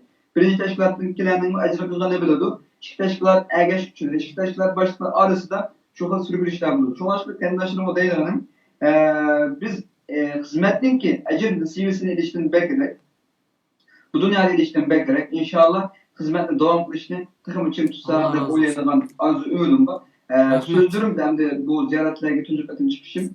Sözlerimde Nait yaxşı boldu. yakin hakkında Yaxşı bir boldu. ziddiyetlik sözler çıkan olsa inşallah ben bunu tüstüme ve bunda sözümünü biz Şarkı Türkistanlık arasına ziddiyetinde bulunan sözler bolsun bunu Şarkı Türkistan halkının evvelen ben keçürümünü sorayım. Allah razı olsun. Halkımızdaki hazır bir ilişkiye devamlı ilgilenme işler muhtaç. Şunun için sözümü tügedi. Subhanakallahumma ve bihamdik neşhedü en la ilahe illa ente.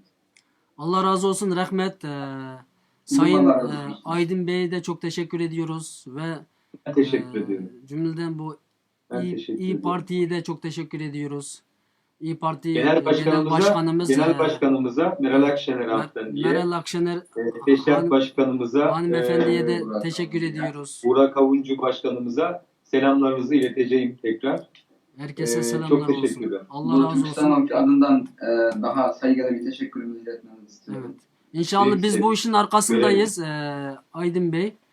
İnşallah belki tekrar bir netice sonuç çıkarsa tekrar yayına gelmenizi istiyoruz Tabii. inşallah. Tabii. Her zaman Belki, bu belki Amsterdam'a geliriz. O da olabilir belki yani. Biz her zaman kapımız açık. Başımızın üstünde geliyoruz yerimiz zaten. var. Zaten geliyoruz. Orada görüşürüz. Her zaman kapımız açık. Peki. Stüdyomuza Görüşmek dileğiyle o gelirsiniz. zaman. Peki. Canlı burada birbirimizin yüzüne bakarak Olur. sohbet yaparız İnşallah. inşallah. Tamam, teşekkür ederim. Sizleri kapatacağım ve bir arkadaşımıza canlı yayın üzerinden telefon açacağım. Sizlerine Peki. şimdilik Hoşça kalın. Allah'a emanet olun. Sağlıcakla kalın. Selamünaleyküm. Aleyküm selam. Aziz muhterem qarindoshlar, AK Parti İstanbul ilçe yöneticisi advokat Aydın Egemen qarindoshimiz bilan İstanbul havalimanida tutib turilayotgan 11 nafar Sharq Turkistonlik qarindoshimizniki masalasini kun tartibga keldik.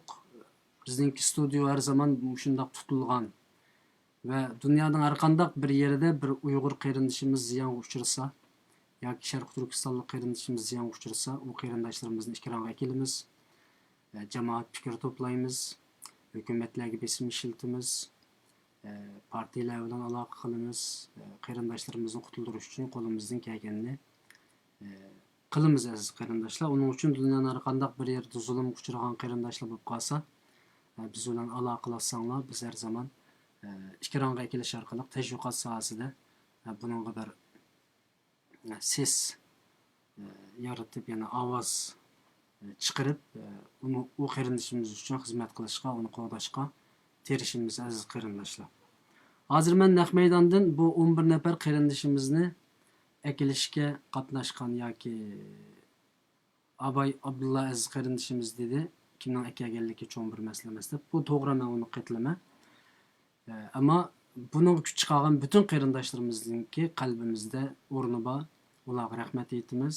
Ben shu munosabat bilan men naq maydondan bu qarindoshimizga telefon qilaman ve bu 11 nafar qarindoshimizning Malayziya turmusdan Tayland turmusdan ayni vaqtda qochib, undan keyin tutilib, keyin İstanbulga kelgicha qadar bo'lgan ishlarini bu qarindoshimizni anglab boqamiz. Va alaykum assalom.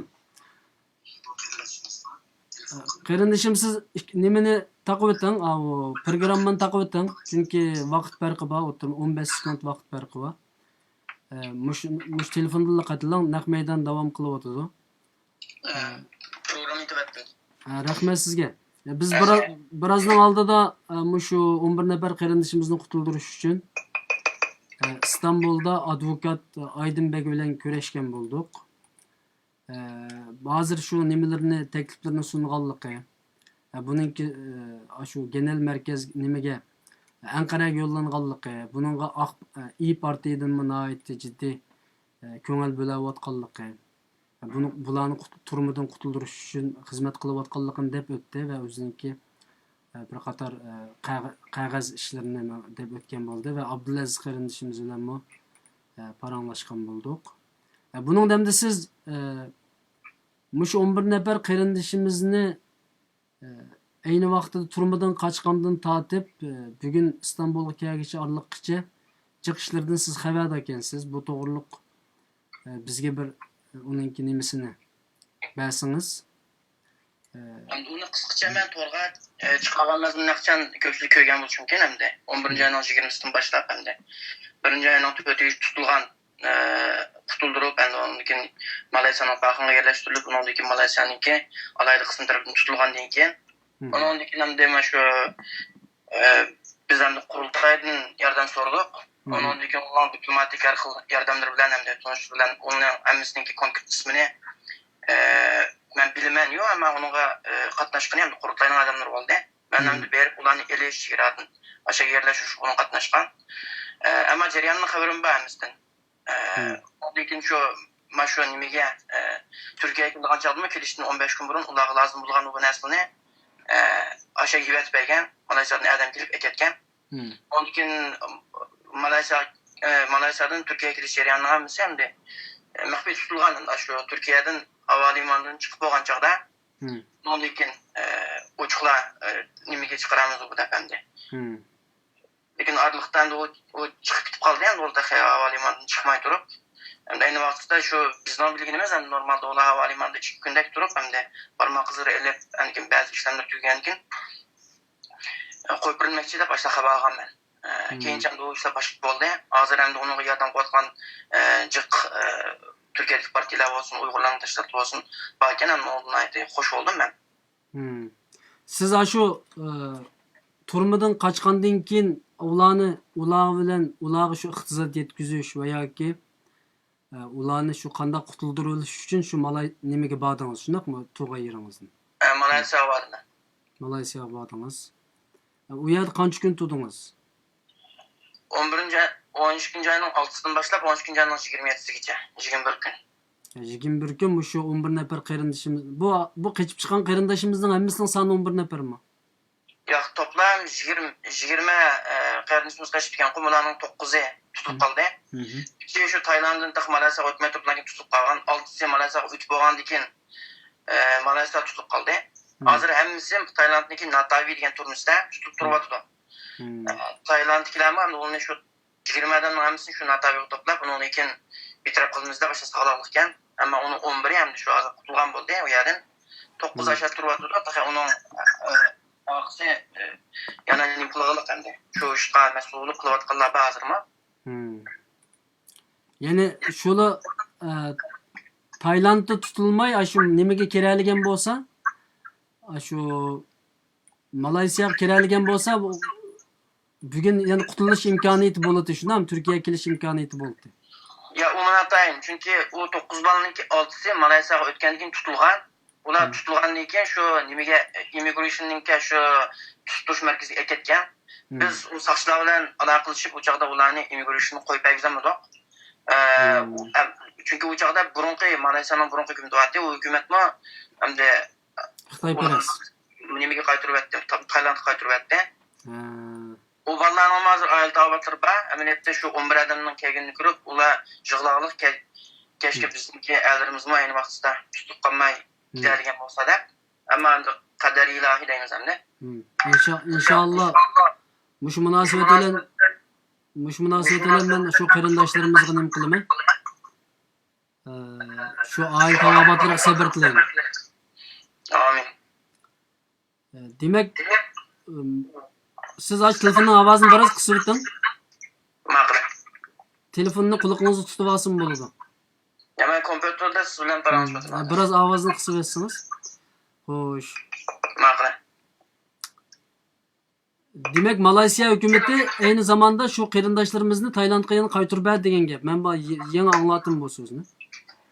O ballarninki şu 6'sını Malayziya hükümeti Taylandga qaytarib berdi. Ayni vaqtda şu harakat bo'layotgan chog'dan keyin men Malayziyada vaqtimda şu ballarning kuchini Malayziyaning soqchilari tutib Taylandga qaytarib bergan to'g'riliq xabari shu chiqishga boshlagan endi. Bununla Birleşmiş Milletler'den, UN'den yoki boshqa siz çünkü dediniz ma qurultay bu ishga boshdan oyoq egolab nim qildi deb. Bu qaytarib berish masalasida to'saq qilish imkoniyati bo'lmadimi shu bolalarni?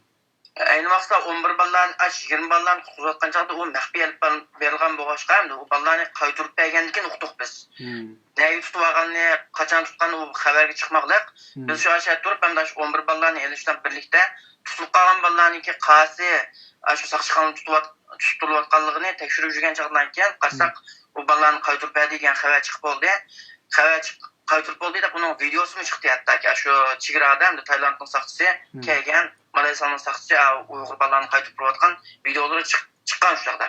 Endi u chog'da biz qolgan shu 11 ballarni 6 ballarni elib ashuna qushmagan yerdan to'plab hamda shu baxonga olib berayotgan shu jarayonda bo'layotgan ish bu. U chog'da hamda biz nimadami shu Kuala Lumpurdami UNHCR bilan Kanada va Amerikan konsulxonalari bilan ko'rishgan. Ammo shu chog'ning o'zida hech kim hamda chiqib Uyg'urlarni biz alayli mana bir siyosiy panohlik beraylik yoki odamni qaytarib berishlar unday deydigan hech kim chiqmagan.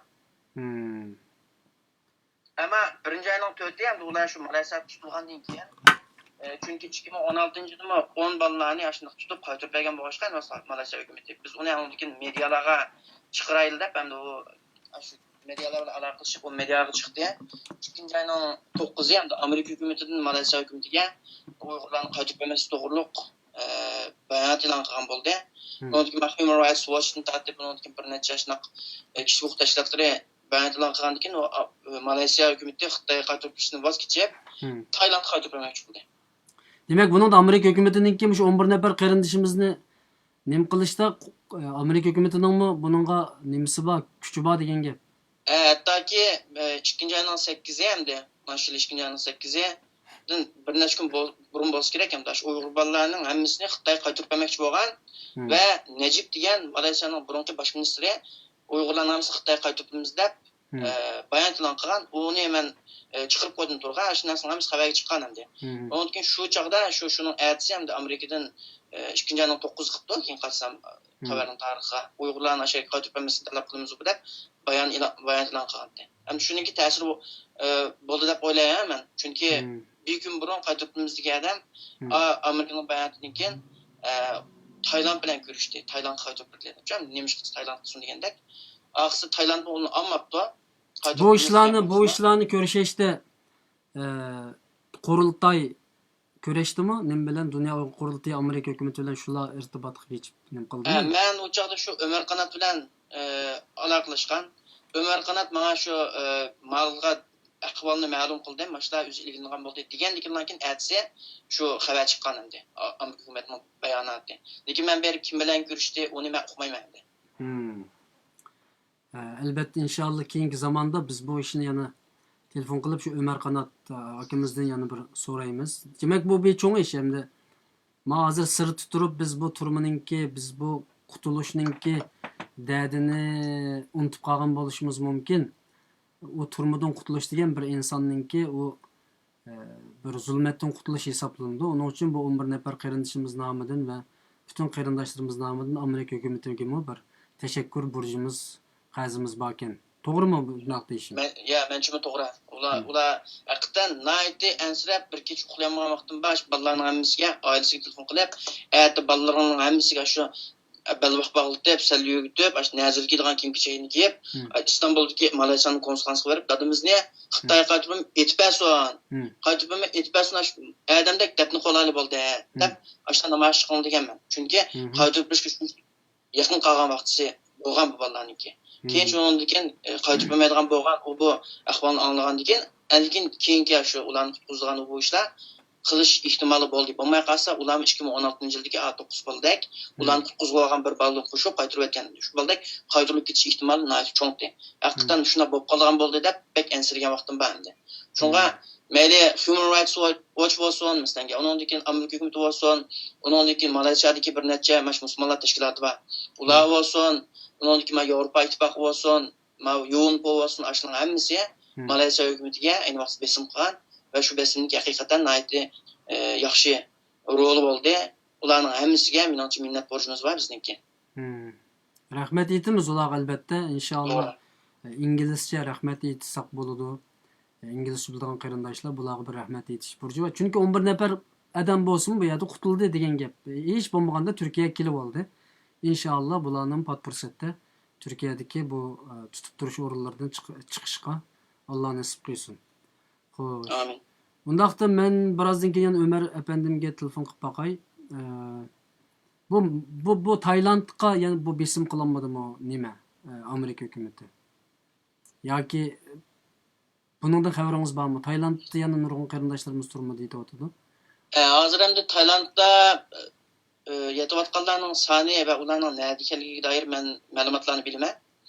Meni vaqtida buni qashqanchada 61 adam ekan bular. 61 adamningki hozir 11 mega yenib keldi degan gap. Shuningki 50 turdi, 50ninki 9 Natavi degan turyapti. Va qolgan 42si shu burunqi Sadov degan yerdagi tutush markazi turyapti. Ammo uning sizga bir tuyab ketdi Bilal. Ama şu 20 balla bilan birlikte, ama şu 11 balla bilan birlikte bir şu kamerda yatgan qarinishimiz ekan qo'ymi. Endi ularni yaqinda endi shu to'g'riliq xabarlar bor endi. Ularni yaqindan qaytadan turmada rasm tartib, undan keyin kirib qaytadan ahvollarini qaytadan tizimlab degandek qig'il turibdi Tayland hukumatidan. Buning sababini nima ekanligini men uqmayman. Ammo ashla bularni uqmayman. Uni shu Ömer Qanat bilan shu narsala bilish kerak. Lekin endi u meningki vazifam bo'lmag'achqa ularning xabarim yo'q, ammo ular bilan aloqador ashlarningki yondirib ekilishi to'g'riliqmi endi qilinayotgan xizmatlar bor.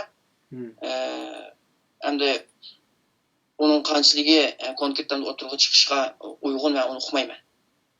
Allah razı olsun.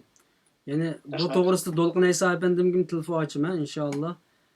Nimagim o Ömer Qanat efendimga telefon ochib shu Taylanddagi qarindoshlarimizni g'imi xuddi Amerika hukumati shu nimaga Malayziyaga besim qilgandek bir besim ilib berishda bir albatta yo'l menayotganligini biz bilamiz. Shaxsan men ba'zi ishlarni bilib turman, ammo hamma nima degili bo'lmaydi.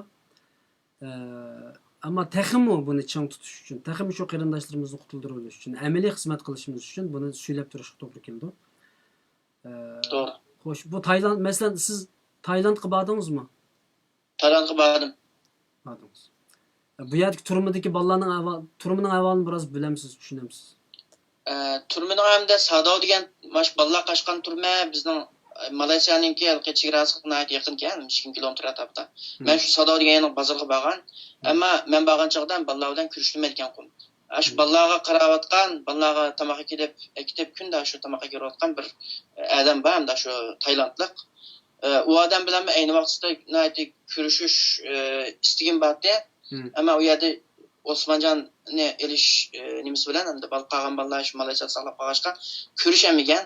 Bo'lsam ash bolalarga bir moddiy jihatdan bir yordam yetkazib, undan keyin Malayziyaga kirib olgan bolalar to'g'riliq ancha-muncha xotirjam qilishim. Sizning bolalar qashqan bolalar 11si shu Malayziyada turyapti, qolganim yana deb xabar berib qo'yib endi o'ylagan yo'q, ammo ayni vaqtda jiddiy vaziyat tufayli ko'rishamagan.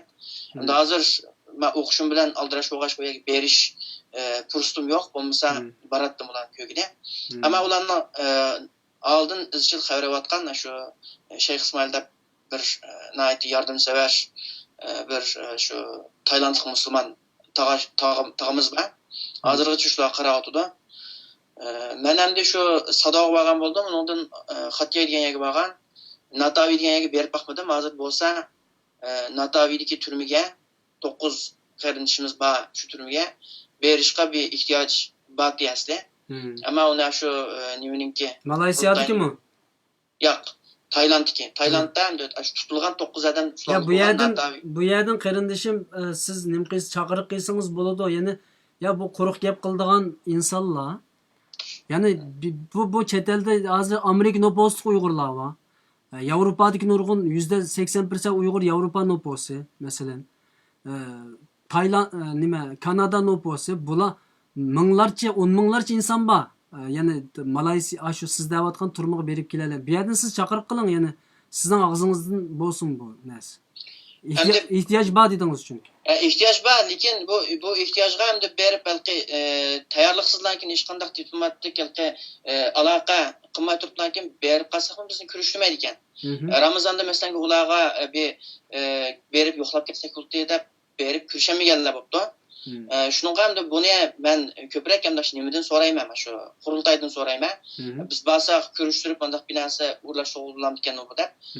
Endi ular Malaysiyaga 11 balalarni qutqizg'ili shular hozir basınız hem de şeyge müştak sizin yardımınız tegdi degan kim badın bo'lmay qolsa o'zim tashkilotdan kim borgan bo'lsam balki ularni ko'ramasligi mumkin kim bilan nega berib aloqa qilishni bilmasligi mumkin endi chunki ular turmining ichida biz bilan aloqa qilishmaydi endi mana shu qurultayni ancha-muncha o'rlashtirish bo'lib aqs u yerga haqiqatan berib shu xizmatlarni qilishga adam lozim bo'lgan chog'da endi shu nimaniki yozganga qarayman qurultayni ayıqza qarayman bu jihatda chunki ular diplomatik qismini qilayotgan bo'lishgan ammo uyg'urlarninki har qanday qurultay versin demoqchisiz ya'ni biz bir nima o'rni bo'lash sifatimiz bilan masalan shu media organi bo'lash sifatimiz bilan ya'ni sizning chaqiriqingiz qurultay bu yerga bir adam uvasi yaxshi demoqchisiz men shuna demoqchiman qurultayninki taxmin chon tutishi va qurultaydan boshqa har qanday tashkilotlarninki o'shaga berib turmaga tashkilot sufati bilan masalan biz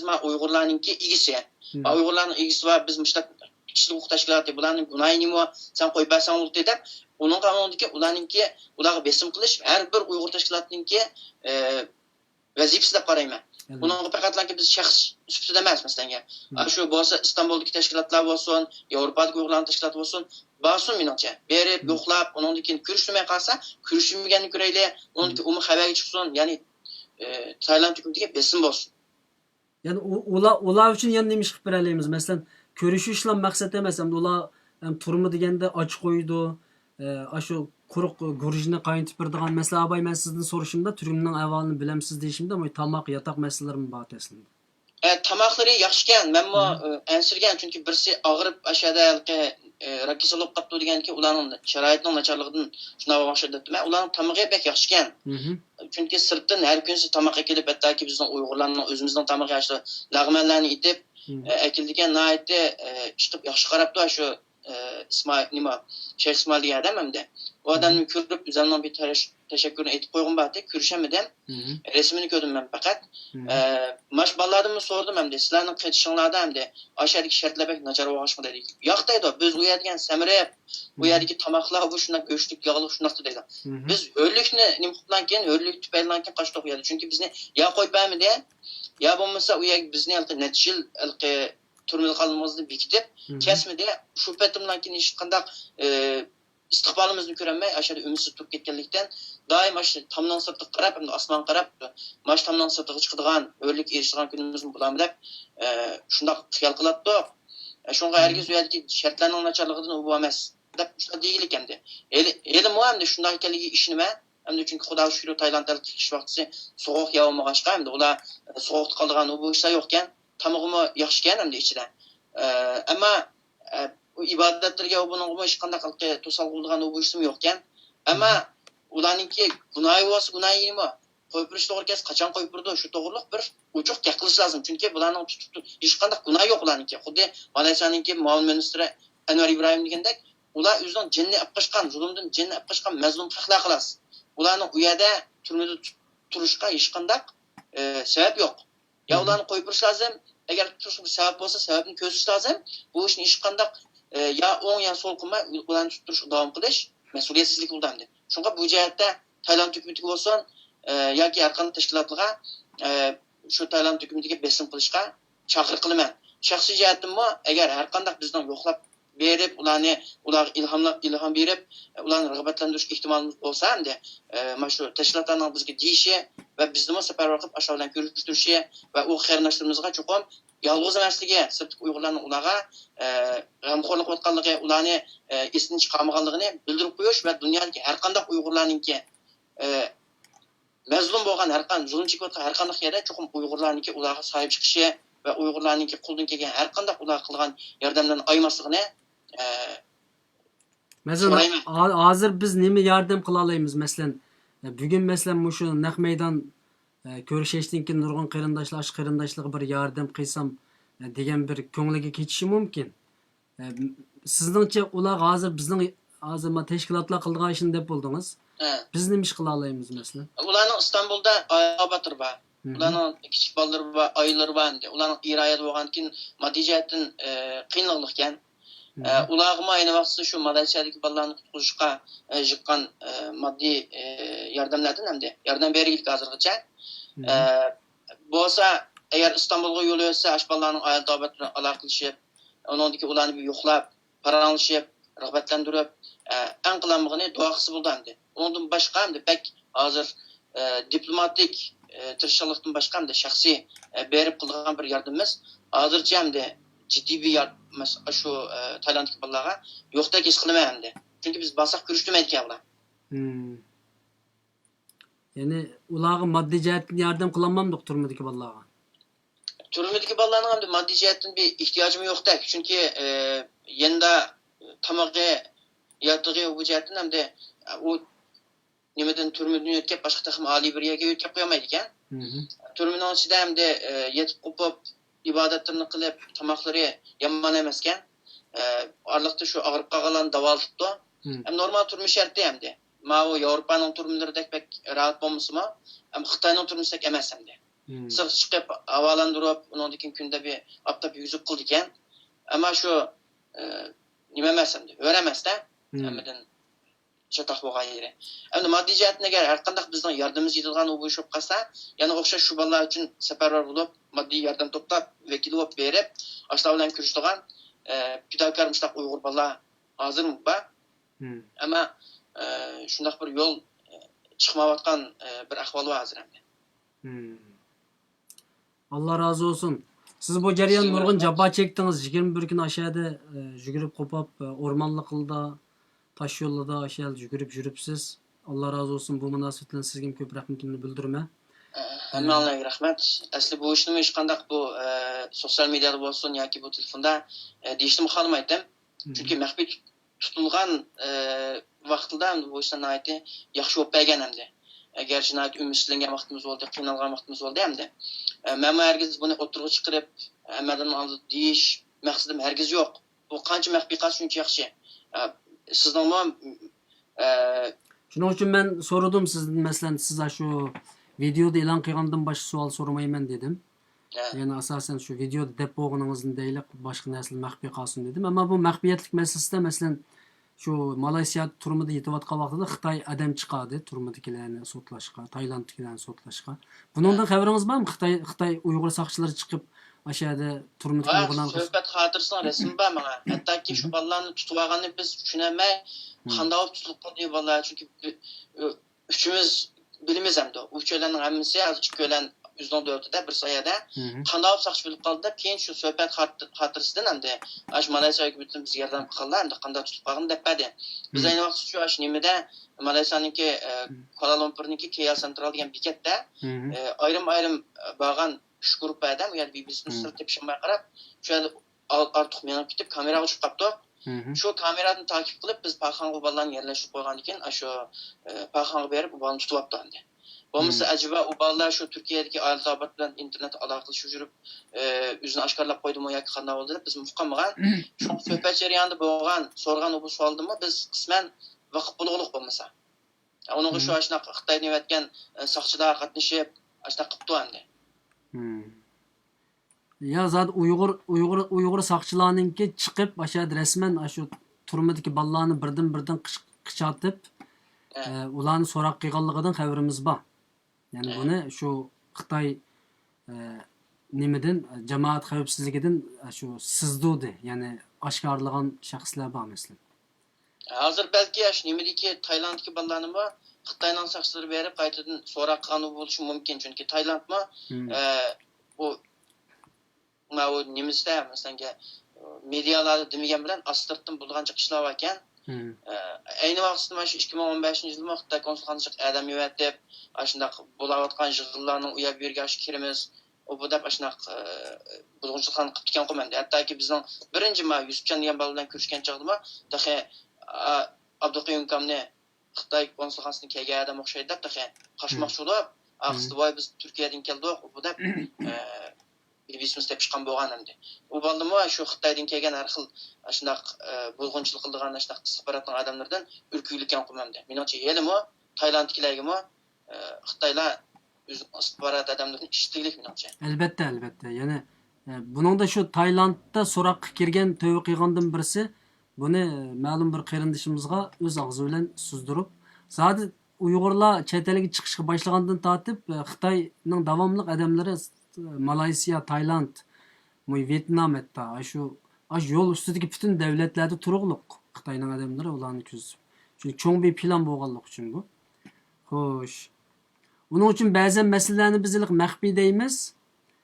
Ammo ba'zan narsalar u Xitoyning zot jasuslari Taylandda hozir nima bo'layotidi, nima qilyotidi degandek ishlarning hammani taqib qilib turayotganligini biz bilamiz endi. Uni bilamiz bir davlat endi u. Yani Tayland turmusida necha Uyg'ur bor, nima ish qilyotidi, nima yeyotidi, kim bilan ko'rishyapti degandek masalalarni Taylanddagi Xitoy yoki Uyg'ur saqchilari orqali bilib turdi. Xo'sh. Yani vaqt munosabati bilan men sizdan hamma narsani so'ramayman. Eng oxiri yig'ilib sizlar shu qutulishga sabab bo'lgan masalalarni deb bersangiz, undan keyin shuni qarab biz mana Taylanddagi bolalarni qutuldirishga yana bir yo'l ocha olamdiq demoqchiman. Yani bundan sizdan bir ko'z qarishingizni yana bir nima deymiz? Qutulish yo'lini sizning og'zingizdan bir anglab boqing. Endi Malayziyadagi bolalarniki Turkiyaga sog'-salomat kelishida Malayziyaniki hukumatiniki burun hukumatning hozir hukumatga olinishi nayt shu yardım bo'ldi. Chunki mana shu hukumat kelishdan burunmi o qurultaymi hal qilinmay nayt qiynalgan. O Amerikaga berib besim qilalab bo'lgan bilan Malayziyaning ayniqsa Najib degan shu bosh ministr bo'lgan hukumat hech qanday u bolalarni qo'yib turgan to'g'riliq hech qanday pozitiv bir nima bildirmagan endi. Keyinchi mash Muhammad Mahathir degan odam bilan mash Anvar Ibrohim degan odam chiqqandan keyin ularning boshlab ish bo'lgan Malayziyaning boshlab ishi olishibdi. Ashlarning hammasi undan keyin qurultay ular bilan aloqa o'tgandan keyin nayt pozitiv javob berib Uyg'urlarningki qonun xilop hech qanday ish bo'lmagan bo'lsa endi ularni qo'yib berishga va'da qilganligi to'g'riliq hamda xabarni men qurultaydan olgan. Menimcha hozirgi Tayland hukumatimi endi chunki bolalar shularning qo'lida. Tayland hukumatimi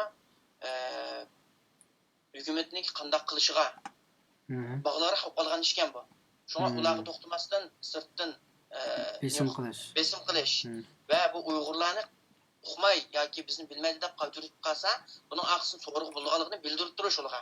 Bo'lmay qolsa bular asta bu xalqniki oyatga tutunishtirib unutib qolsa, undan asta Xitoy qaytirib turgan keyin o'zimizning pulsini hep qashlaymiz deb qo'yib turishi tug'anlik gap endi. Menimcha Taylandning hozirgi hukumatiga pek pozitiv bir muomala bir nima qilmayman endi, pozitiv qaramayman. Ammo hozir ham Xitoyninki Amerika bilan Yevropa bilan undan keyin mana shu nimadagi Sharq Janubiy Osiyodagi davlatlar bilan bo'lgan munosabatniki chekinishga erishib hamda bizga foydali bir vaziyat tug'ilishi mumkin. Ammo biz har qanday vaqtda yana shu Uyg'urlarningki egisining borligi, ularningki qaytarilgan ahvolasida hamda xalqaradan Tayland hukumatiga besim qilganligi to'g'riliq hamda shularni eskartib turishimiz lozim. Buningga qutulish yo'li etsak hamda biz shu har qanday tashkilotlarni mansablar orqali faqat qurultay emas, hattoki shaxsningki berib shu Tayland hukumatiniki ashak berib, meniki tuqulim bor. Buni endi tutib olsan, buning mishtamcha zulm bo'lgan, qashmisi o'ltiribdi. Shunday bo'lgan kim bu qonunsuz bo'lsinmi, boshqa chegaraga berib, uning jonini qo'g'dishi, bu insoniy, normal logikalik bir harakat bu. Buni herkes inson bo'lgan bir inson herkes buni gunoh deb qaramaslik mumkin. Haq taraf tursa bu bolalarni qo'yib turishing lozim. Bu bolalarni nimada Turkiyada ayolda obadir va kichik bolalar bor deb haqqoniyatni ularning oldiga sunishiga men chaqiriq qilaman. Meningmi agar qo'limdan kelsa berib uni masalan har qanday imzo to'playdigan u faoliyatlar bo'lsa cho'qim qatnashaman. Allah razı olsun. Yani birincisi Malayziya hükümetiga biz mayli Gollandiyadagi konsulluq olsun, mayli dunyoning har qaysi joylaridagi konsullarga qisqa olsunmi bir tashakkur xati yozib qo'ysak to'g'ri bo'lamdi sizningcha? To'g'ri bo'ldi mencha. To'g'ri bo'ldi. Unutma UNPO'ga, masalan Human Rights Watch'ga, undan keyin ayni vaqtda shu bayonot e'lon qilgan odamning ismlarini tatib hamma xabari bor. Mendan har qanday xayrlashishni so'rasa deb beralayman. Ashunga ayrim masalan tashakkur maktubi yozib sizniki mishdaq aralashishingiz bilan sizniki yordamingizdan mana shu 11 odam shu nimadan Malayziyadan hozir Turkiyaga keldi, oilasi bilan jam bo'ldi bu deb shu tashakkur maktubini yozsak bizga yordam qilgan va bizga sahib chiqqan siyosatchilarga bir nima bo'ldi, ilhom va ularga bir shavk bo'ldi menimcha. Chunki faqat ish o'tgandan keyin uni unutib qilish menimcha uyg'un emas. gerçi teşekkürlerini mesela bu teşkilatlar kılgan olsun biz şahs namıdın mı bu faaliyetini kısak herkes artık yok belki kemçil menimce. Evet, teşkilatlar zadi kılıvatkan işten neticesini algan zamanla bir teşekkür heti veyt ediken onun bir kaidesi bunu diken. Ama şahslarımı halık şekilde biz özümüzden teşekkürünü normal bir Arapça bildiği adam bir Arapça hatını yoki bir İngilizce bildiği adam bir İngilizce hatını teşekkür şekilde iki kur sizlerninki bizdenki 11 nefer qayrindishimizni qo'yib berganlik onlar uchun biz alohida teşekkür etimiz deb şahs teşkilat jamoat nomidan o'tib qo'ysak ne güzel yani biz Doğru. tuzini yeb tuzuga nim qilish demay biz onun bir şükranısını etişimiz lazım oldu. Ondan başka mesela hoş. Bulupmaş Enver İbrahim diye adam bilen Muhammed Mahathir diye adamını körsem ay tutun emez, kulun emez, tutun süp koygun bu adamınki. Hakikaten Xitay'daki bir zalim karşıyamdı. Çünkü Malasya'mı iqtisadiyatten olsun, siyasiyatten olsun Xitay'a Türkiye'mi biraz aciz gibi atkan ahvalda Malaysia xila acizsek buldu hem de. Diken yana şu zalimin karşısı gelip bulanın günahı yok. Buna koyup lazım diyeni diyendi. Bu hakikaten Çoğun iş X'nin batılığa qılgan bir qatım qalbisi. Şoň ularninki qılgan bu cesaretde aqtarap tuğanlygy tasdiq qılыныş lazım. Qarindaşlarninki, chet ellik Uygurlarninki ular bilen eger irtibat ko'tarilsa, aloqa alsa, ularga bizzat bizning teşekkür etishini men isteyman şahsan. neçe milyon, neçe milyarddan vazgeç bu yerde bir ortada bir iqtisadi mesele var hemçu. Aşağıdan vazgeçti bu. Aslında sorgan o Xitay naytijik palmiye kaldı kendimden. Malasya'dan. Aynı vaxtdan şu Uygurlarını qaytırıp bermesem, mançilik palmiye yağınınki toxtamını bir qılmaz. Sen demay başka şu devletin alımızı bu dep aşnaq Besimxanki aynı vaxtki yani hükümetçi hükümetke. Şunga o bizdeki maş palmiyeği yetiştirgan şu nemelerimizge ziyini buldu, devletin iqtisadi ziyini buldu. Ular maddi menfaatni taxımı ön plan koyup hem de aşnaq siyasiyatdan mürəssələşken ahvalda bakan qoyup. Hem de hazırki şu Malaysia hükümeti çokum biz taraf turumuz maş ahni qoğdaymızda çokum maddi jihatdan bir nim berdi bu yerda. Bir qurbanlık berdi qarayma. Onun Allah razı olsun biz o maddi jihatdan ularga bunun telafisini bergidek bir nimimiz yok bizninki. Çünkü biz mazlum bir xalq. Şonga bizning qo'limizdan kelgan teşekkürat menimcha bu herkes kam bo'lmasligi lazım. Shundaq. Yani şu vaqtdagi ko'n hukumat ay palmiyaga bizni tegishib etdi demi? Doğru. Xo'sh. Undaqda bu teşekkürümüzün yetişimiz bilen birge şu Taylanddaki Uygurlarni qarindaşlarımızını qo'yib berish uchun dünya miqyosida yana bir namoyish konsulladi ve norozilik hareketi qo'zg'asak yoki teşkilatlar bununla nim qilsa buning sizcha qanday foydasi bo'ladi? Menimcha foydasi chuqur bo'ldi. Ama hem de hazır her xil faaliyetler teşkil qilyapti. Aldığımızda hem işninki ciddilik derecesi var. Herkes bu ballarninki Tayland'daki ballar olsun, Malasya'daki ballar olsun. Mühim emas. Hazır neçe milyon adam kampıda hem de. O ballar Tayland'daki ballar en vaqt 2015-2014 tutulgan çağda hem de bu lagerlar yangi başlagan bu kölam ketmegende. Hazır hem de o lager meselesinde biz azraq boşasak hem Xitay onun aqsı qanchalik rezil yo'qotishlarni qanchalik rezil qirg'inchiliklarni olib bordi unutib qolmaymiz. Ham Xitoyning hozir mana shu kishilik huquq jihatdan ham hisob beradigan muhim bir nimasi bo'lmoqchi, yig'ini bo'lmoqchi 11-6 bo'lsa mana shu har qaysi tashkilotlarmi mana shu Uyg'urlar bilan aloqador har qanday faoliyatni shu eng muhimidan tortib eng kichigigacha hammasini o'zininki shu nimasida tutib, ajandasida tutib, ashlarga shu vazni taqozo qilgan shaklda hamda shu tepki berishini Uyg'urlarniki bo'lsa mana shu oldimizga eng jiddiy ishlar o'tib ketgandan keyin ular bilan birlikda mana shu Taylanddagi va Indoneziyadagi hattoki Bulgariyadagi, Bulg'aristondagi Uyg'urlarning hammasiga qo'limizdan kelgan tirishchilikni qilsak va buning yo'lini bilmay qolsak, yo'lni arisak chuqur menimcha bir yo'l chiqadi.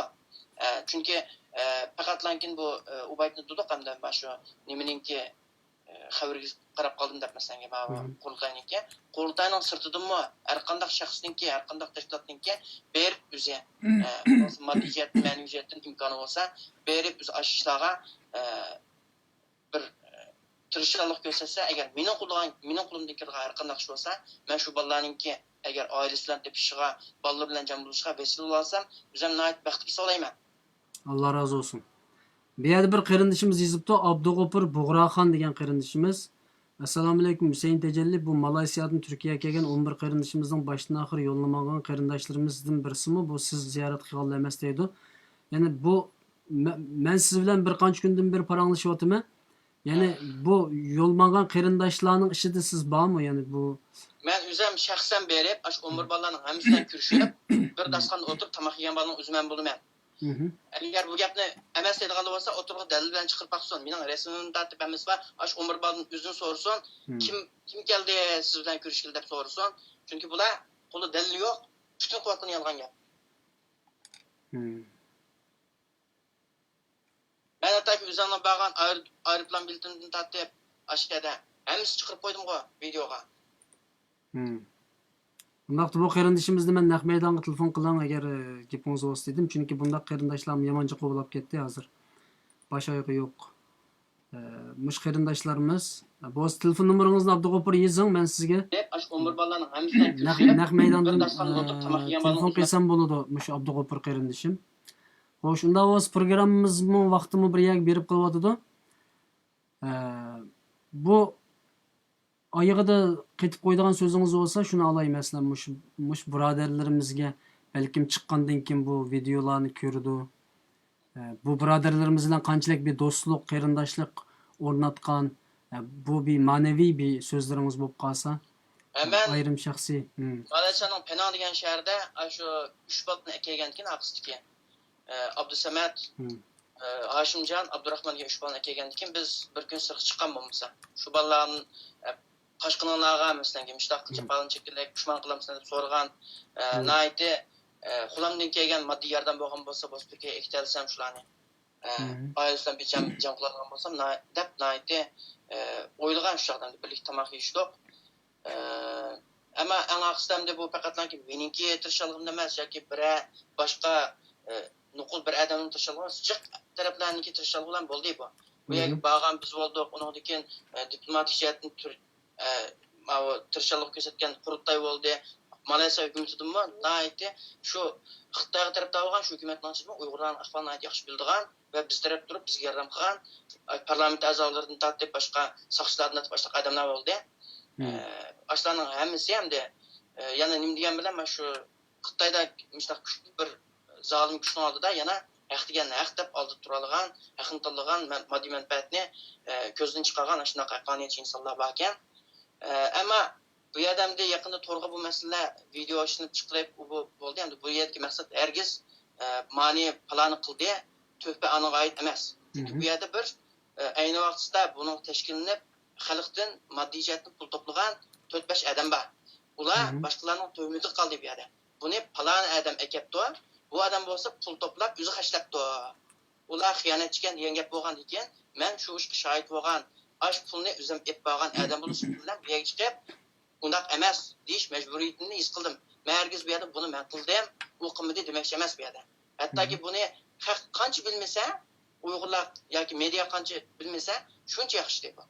Lekin bu eng aqsda u ham o'tirg'i chiqirib hammadan bilib, unutgan Xitoylar uni nimadan Turkiyadan qaytarib turishni so'rab qolgan ekan. Bu ishlar uch xo'p bo'ldi. Ham bizniki ayni vaqtda moddiy yordam chiqqanlar hamda u töhmetdan asıl qolgan keyin ular o'zi bormag'achqa men bordim deb o'tirg'i dalil chiqarmaydi. Dalil chiqarish uchun men lozim bu yerda. Shunga men chiqishga majbur bo'ldim. O'tirda butun rasmlarni tortib, ayni vaqtda odam birikishlar bilan ko'rishgan dalillarni tortib, mening borgan aeroplan biletlarini tortib, hammasi o'tirda. Hatto o'zim telefonda 1071 tal rasm bor ekan, uning ustiga faqat 20-30 parchani chiqarib qo'ydim endi. Itudilgan yerini itutib qo'ydim. Har qanday sen bormading, men bordim. Bu ishni men qilgan deydigan odam bo'lsa, dalilni o'tirib qo'yib baqsin, uni ko'rib baqaydi. Agar men yolg'on deydigan bo'lsa. Lekin har qanday bir odamningki yana shu ish uchun xizmat qilib, ahamiyat ko'rsatib, tirishchilik ko'rsatib, eng aqsda tuhmat qilishiga, boshqalarning ular haqorat qilishiga men hargiz qarab tursam bo'lmaydi. Bu meningki ularni mudofaa qilish, ularni qo'g'dash mening burchim deb qarayman. Shundoq. Endi bu yerda sen qilding, men qildim, men bormadim, sen qilding degan gapmi emas. Ama aylıqı ortadaki nimini yok qilishimiz lazım bo'libmi? şu fitne pasatlarını ve yoki bo'lmasa o'rinsiz gap so'zlarni va isbotsiz narsalarni yo'q qilish lozim. Bo'ladi, men qarindishimiz menga telefon qiling debdi. Men hozir naq maydondan telefon qilaman. Ammo sizni o'chirib turishga majbur bo'laman, chunki telefonim bir o'g'illik uchun. Va sizning oxirgi so'zingizni olay. Bu programmamizmi biroz uzrab qoldi. Shuning uchun sizning oxirgi so'zingizni ilib, undan keyin men bu qarindishimizga men nim qilay. Agar siz men bilan yana qaytadan bir ko'rishish, yana telefon urish ehtiyoji chiqib qolsa, yana sizga ursam bo'ldi. Maqla mening oxirgi so'zim deb bu ishni dalil paketi bilan o'tirib qo'ymagan har qanday gapga Uyg'urlar ishlanmasligini so'rayman men. Chunki dalil paketi bilan berib kelgan bu ishni o'zi shohid bo'lib, o'zi qo'lqib qilganlar bor. Shunga buningga tashkillagan, buningga moddiy jihatdan yordam qilgan ularning hammasiniki ko'ngilning xotirjam bo'lib uchun so'rayman. Chunki moddiy jihatdan uningga yordam qilganlarmi so'rabdi pul jiqqanlardan. Ularni boshqa biz aytibdi-ku, bizdan sen pul jiqqan tinglaydi vaqt pulni nega pardon debdi. Bu pulning hammasiniki nimalar bor, talonlar bor. Shunga bundaq o'sak so'zlarga, dalilsiz, isbotsiz bundaq iddaolarga ishonmasligini va bundaq xayrniki davom qilishini, hargiz o'tirda chiqib bu xayrga tashabbus qilib buni tashkillab buni kuch qilganlarga qilingan tuhmat tufayli xayrsevar odamlarniki, xayr suyulgan yordam qilish xohlaydigan insonlarniki bo'ldi. Pulni bersakmi xiyonat qilib ekan deb bu o'ziningki xayr qilish tashabbusini yenib qolmasligini so'rayman. Bo'ladi. Allah razı olsun, size köp rahmet. Bu ko'rsatgan tirishchanligingiz uchun köp rahmet. İnşallah yana biz bu ishning keyinda shu 11 nafar qarindishimiz shu Soqchidan chiqqich oraliqda Türk aeroportdan chiqqich oraliqda biz davomli buni studiyamiz bundaq ishning keyinida turib tashkilotlarga, xalqimizga besim jamoat fikr paydo qilib bir nafar qarindishimizning o'sim tezroq chiqishini biz qo'lga keltirishga tirishimiz aziz qarindishim. Bo'ldi, rahmat sizga. Siz shu yayindan qag'ini shundan ko'rib olsangiz bo'ldi. Agar telefon qilish imkoniyati bo'lib qolsa, men yana sizga qaytib uraman. Bo'ldi? Bo'ldi, rahmat hamsa. Qo'shilib. Aziz qarindoshlar, bizningki suhbatimiz davom qilyotdi. 11 nafar qarindishimizningki masalasini oydinlashtiryapmiz va nihoyat yaxshi bir shaklda davom qilyapmiz. Men hozir Abdug'ofur qarindishimizga men telefon qilaman. Qarindishimizning ismi o'chib ketib qoldi.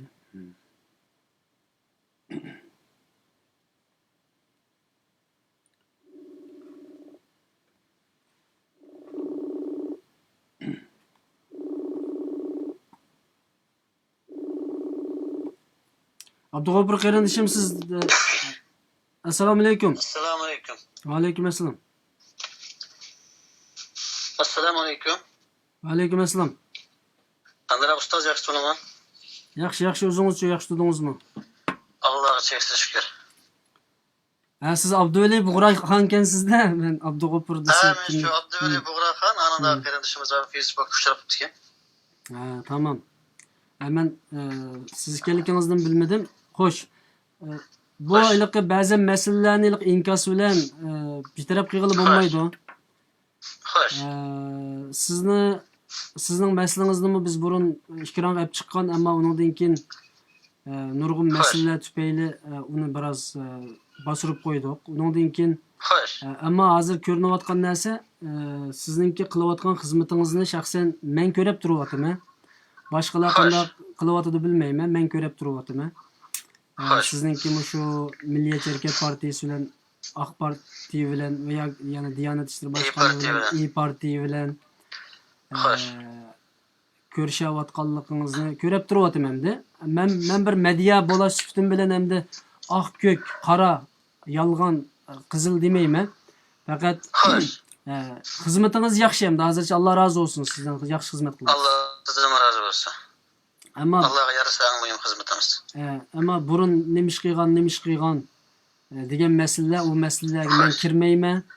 Bizning media organimiz bir odamdan biz deyishimiz inshaalloh qo'shqimizning og'riqi yo'q, Alloh xohlasa. Azmaydigan bende yo'q, bilib bilmay ozga ishlarimiz borda. Ammo inshaalloh millat yuz kelmaydigan, vatan yuz kelmaydigan bir ishni qilmadik inshaalloh. Hem karzda ulap kalış, karz ulaş böyle turmuş degen hayat degende burada bu muhaciretde %30% adamın çoğu bir işi var. Şahsen bizim şu. Allah asan kıldı bu işlere. Ama başka arkanda cihetten biz gap kılalaydık adam boz aldığımız kilip disi buludu. Biz inşallah her vakit teyye Allah has kustumuzdan ağırlığı yok. Burada da Allah razı olsun. Bunda olsa Hoş geldiniz. bu Hazır mı siz Atatürk Aydırım'daki 11 Uygur bal toğrısı da işkisini ziyaret kılıp etip ekensiz.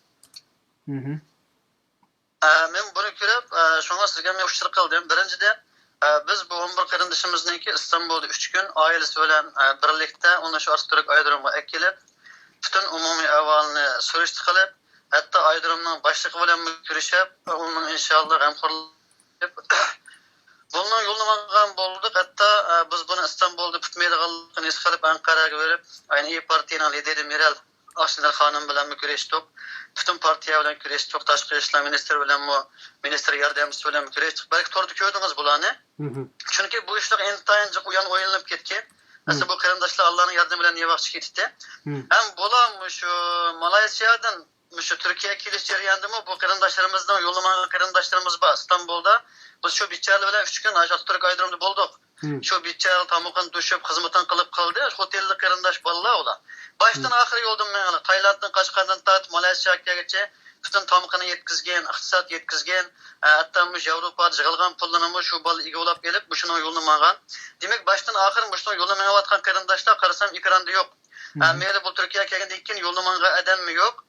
Şunun bilen bu tokta bu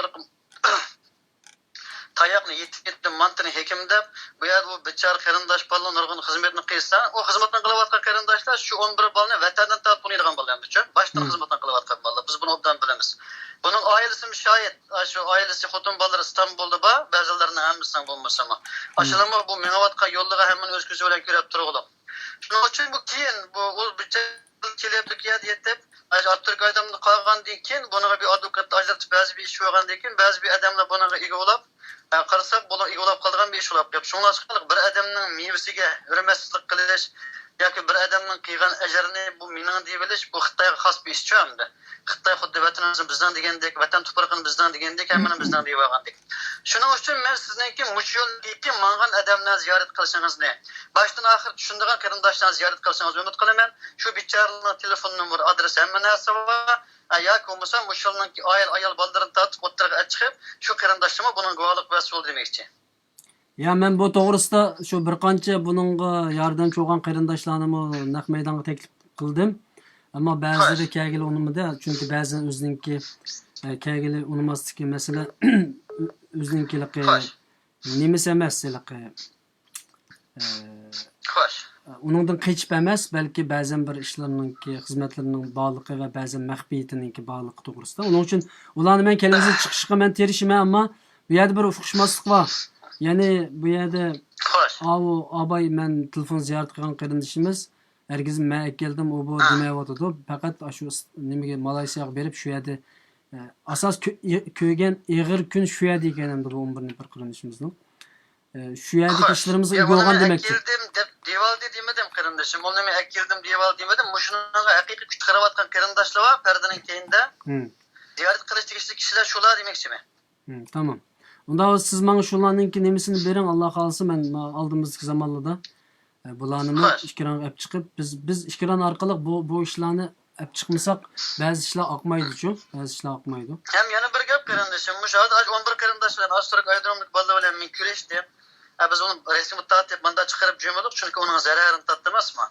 Şu kırındaşla çıktan deyken şu balı ziyaretinizi kabul kılıdı. Men inşallah o ballığım dedim. Hatta şu bununla İYİ Partiýanyň Meral ablamdan taat et. Bunun Millet Partiýanyň küç çıkarıglyk. Hatta bunu hükümet taşky işleriniň inşallah hatırjam bolanlar kısmen vakt görsün diýilik. Bu şuna yardım kılgan bütün başlyklaryň biz 11 kırındaş köleşdirimiz diýilik. Bu biçarlyň görüşimiz diýilik. Şu balı çıkan diýken ziyaret kılsanız bu haberden hakiki toğrusunu aşı ballarının öz ağzına alalaysiz. Nime üçün bu biçarlı Atatürk Aydırım'ın sunulap yetip kep kaldı? Türkiye tecaman ki nime sebepten bu yer yetip kaldı? Bunun haberini hem şu Atatürk Malaysyadan Tayland Malaysya keş Malaysia Türkiye ahvalının kitene baldan alalaysiz demek için. Boladı. Mena çoğasa bunun aldırıp ketmeyin. Aşı balı çıkan diýken aşı ballarının ikran aldık et çıkanın zemmeden güzel. Ya mesele bu yerde aldırıp ketkenlik emas. O qarindoshlarimizni ishtik ichiqish ayadinchu. Xo'sh. Ichiqish uningdan keyin bu advokat asli bizning bu programmamiz bundaq cho'ng bo'lib ketmaydi. Advokat qarindishimiz bilan bir 15-20 minut yarim soat bir paranglashaylik deb bu shaklda nim qildik. Bo'ladi, rahmat sizga hamsa. Hozirmiz da'vat qilamiz. Kimizdan qilyapmiz? Butun xalq anglatamdi. Buni ay naq maydondan beryaptim, xalq anglayapti. Allah razı olsun. Bo'ladi. Ama şu haqiqiy kuch chiqargan adam lazım deseniz inşallah bizden nimiz var kelar qatam nim qilasiz. Şu qarindoshlar chiqqan vaqtda. Chunki ma'ashning ichida nurg'un uyallar var qarindishim. Bunu biz Türkiye hükümetining o'zining og'zidan anglag'lik Ankarada hem şu 11 qarindishimizning o'z og'zidan anglag'lik hem bunun yo'lamagan şu qarindoshlardan anglag'lik. Ama bu ishlar hozir yepib qo'yapti. Chunki aşı bichara dushmanlik ish ig'irlab ketmasa o'nda. İnşallah ulu chiqqandan keyin nurg'un ish o'tirg'i chiqadi. Bo'ldi, rahmat. Bo'ladi, Alloh topshirdi. Allah razı olsun qarindishimiz. Allah razı olsun. Aziz qarindoshlar, odamchiq yerda gap chiq deb shu har xil gap so'zlar bo'ladigan gap. Buni endi biz yaxshi bo'lish uchun fikr anglab chiqdik.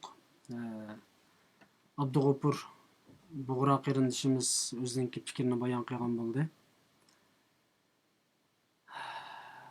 Haqni bilguchi Alloh qilgan ishni asta-asta bilib qolamiz, Alloh xolisa.